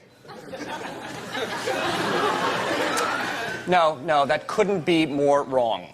But... And just so you know, Kevin, I don't like it when you say things. My dad's from England. See, I see your mouth moving and I hear all these sounds, but it's just like coming out like, woo, woo, woo, woo, woo, my dad. Okay, quick pop quiz for everybody, okay? You walk into a bar and you see a fat, ugly, disgusting guy in the corner. You turn to your friends and you say what? Could he be any larger? Could he be any uglier? He looks like my dad. Whoa, Kevin, try again. He looks a great deal like my dad. I don't see what's so funny. There's a shocker. I nominate Marissa for class president because of her incisive wit. Hey. You people just don't know when to stop. Why don't you cry about it? I want to take a bath with Marissa. I mean, that is to say, could I want more to... Can I take a bath with Marissa? Or... My teaching assistant. She was faking? Catch on slower. Hey! I don't think she's really a student. Be a bigger moron. Can I still take a bath with you, or...? Another Norm joke, but he sort of, again, that area pisses him off as much as it does us. He was at an SNL after party. This, to me, was put perfectly. I'm not going to say the comic's name because, you know, I'm permission from Norm. But anyway, Harvey Weinstein was holding court. He was talking about, he had seen that scene of alternative comedy, and he had seen somebody that everybody, you know, was kind of, at that moment was the king of that. That's all. And, you know, Harvey Weinstein, I've been seen him at work. He's a very, obnoxious, he just yells shit out that he thinks is brilliant, like Stephen Wright jokes or something. Right. You can't have everything, where would you put it? So he goes, he says this guy's name, and Norm's sitting there, he's on with Lorne and everybody, and and Harvey Weinstein says this person's name and goes, I think Sons is a genius. And then he looks at Norm and goes, Norm, what do you think? And Norm goes, is he good at math or something? And it's like, okay, the ballsy part is now Weinstein looks like an asshole. And people are like, Lauren, and, you know, from that moment on, one of the most powerful guys in the world hates with a passion Norm MacDonald.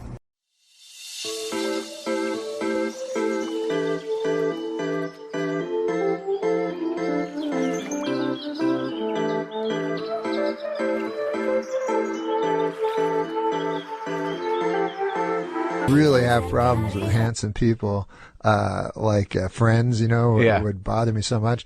I watched Friends and then I said, fuck, these are the funniest, super handsome people ever. I'll give that to them, you know what I mean? Who are your guys? It's probably harder if you're so fucking handsome. Hey, we got problems in this country, For instance, systematic racism, And here's the problem. Nobody thinks they're racist. I remember I was in Portland one time, Portland, Oregon.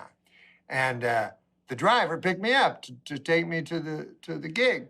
I got off the airplane, the driver's driving, and we're driving through downtown Portland, and he says, we got no racists in Portland, no racism at all. And I looked around, everyone was white, So I said to the guy, well, it's pretty easy not to be racist when everybody's white. And then the guy says to me, he goes, we got our share. I'm like, good Lord, we got our share. That's not right. Why are not all, but a lot of drivers, for some reason, like taxi drivers and something, turned out to be racists, That's what I hear a lot, because I don't drive. So I'll get in a cab, and the guy will go, what's wrong with this country, don't you? And I go, I got an idea. So what is it? They go, you ever have it when the guy says, and you don't even know which race it is? Like I had a guy once, he goes, there's a problem in this country, huh? I go, tell me. And he goes, too many goddamn scuttleheads. I was like, huh? So I looked it up in the dictionary and Wikipedia, everywhere. I found scuttle, and I found head, and I tried to put them together. I couldn't understand it. I've asked people of every race, and no one has ever heard of the term scuttlehead. And by the way, I would be fine if we just blamed all our problems on the scuttleheads. You know what I mean? Just make them the scapegoats. Why not? As a matter of fact, why not make the goats the scapegoats, like in the old days? Sacrifice a goat. Make it his problem. That's the one that's at fault. That goat eating a tin can. But anyways, I'm not here to talk about goats. I don't know why I'm here. Jim's... Is what you said their neighbor was? Jim Ping? That is my neighbor. A nice fella. Nice guy? Let me as abacus I want to do yesterday. this. Jesus. Oh, come on. That's not a Chinese guy. I wasn't saying it was. No, that was kind of racist. What are you, Mickey Rooney? Hey, come on. I know he's dead, Have a but little Mickey Rooney respect. did a very racist thing, like you just did, in a movie called Breakfast at Tiffany's by the wonderful Truman Capote. I wasn't doing anything racist, and you know it. But go ahead. Do you have any other color jokes? I mean, he's just blue and yellow. Did you just say, do we have any other colored jokes? I knew you were going to say that. Fucking Jimmy the Greek over here. I don't want to... Jimmy the Greek. How about Jimmy the Greek gets kicked out for being a racist? Meanwhile, they call him the Greek. Yeah, I gained 45 pounds. Are you okay? Yeah, what's going on? I'm doing it for a movie. For what role? What's the role? What are you playing, Jackie Gleason? What do you mean It's not a particular movie. I just think they always need a fat guy in a movie. You're doing hard. You're paying it forward, yeah. No, I'm going to lose it though. Yeah, it's the heaviest I've ever seen. And since I've gained it, I sweat like a you sweat like a whore in church. I don't mean to be what? I don't mean to be filthy, but a whore in church. Yeah, she's nervous, so she sweats because sweating like a Chris Dorner in a Big Bear cabin. Okay, come on. Well, I'm just... That's racist. Did you read his manifesto? Two businessmen bought the Milwaukee Bucks for $550 million. They are very excited with their purchase, as this is the only legal way to own black people. Now that is here, and I read that. Well, you're not there. You know how businessmen are racist? They are. Yeah, so it's them being racist. They are. You. The two businessmen that bought the Milwaukee Bucks for $550 million are racist, according to this. They're fine, man. You know the joke about B.B. King's wife? No. You don't? No, I don't think so. B.B.'s having a birthday, so she wants to surprise him, so she goes to the tattoo parlor. She says, put a B on one cheek and a B on the other. So the guy does it. She goes home. B.B. comes home. She opens the door, bends over, drops her shorts, and says, surprise! He said, who's Bob? that's racist. There it is, ladies and gentlemen. There it is. The one and only Super Dave on this morning is joke about Yeah, tell that to Michael Richards, man. Why, Wow. that's not a racist joke. Yeah, sure it isn't. Who's Bob? Yeah, you know.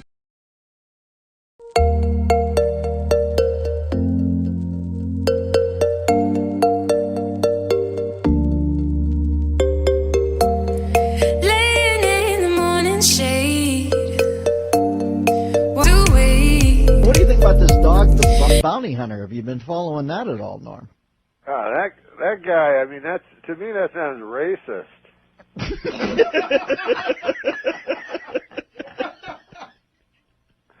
But like, you gotta remember that even though that is a racist comment, listen, man, we've all known bounty hunters in our time, you know, and they have that thing like curse like a sailor. Well, that could go for bounty hunters just as well. They just chose sailor. Those guys, I mean, they're not like you or me, you know? No, they're bounty hunters. If you choose that as your career, you know, you're a bounty hunter. Listen, some salty language is not going to be a... You may as well just be a longshoreman. No, there's nothing worse than bounty hunting. Norm, you're a genius. All right, we got a couple of minutes left. Anything else you want to lay on the listeners before we leave today? That was funny, that bounty hunting thing. Seems like he's going to get a pass on it, right? I don't think so, Norm. I think he's in trouble. Are his bounty hunting days over? Where's he go from that? We can't keep you on. I'm sorry, but, you know, you have to... You know, you have a public image of hunting down criminals in their hotel rooms, diving at them in the middle of the night and beating them up. We can't have you saying racist things.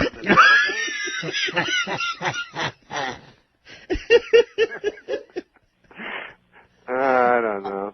All right, Norm, I'm going to put some oxygen on my face here and recover. You're going to be on every Friday now? Yeah, that'll be fun, right? Oh, are you kidding me? I'll be like your Pete Barbuti. No, stop. Chuck Mangione references be far behind. Yeah. Thank you, Storm and Norman. We'll talk at you down the road.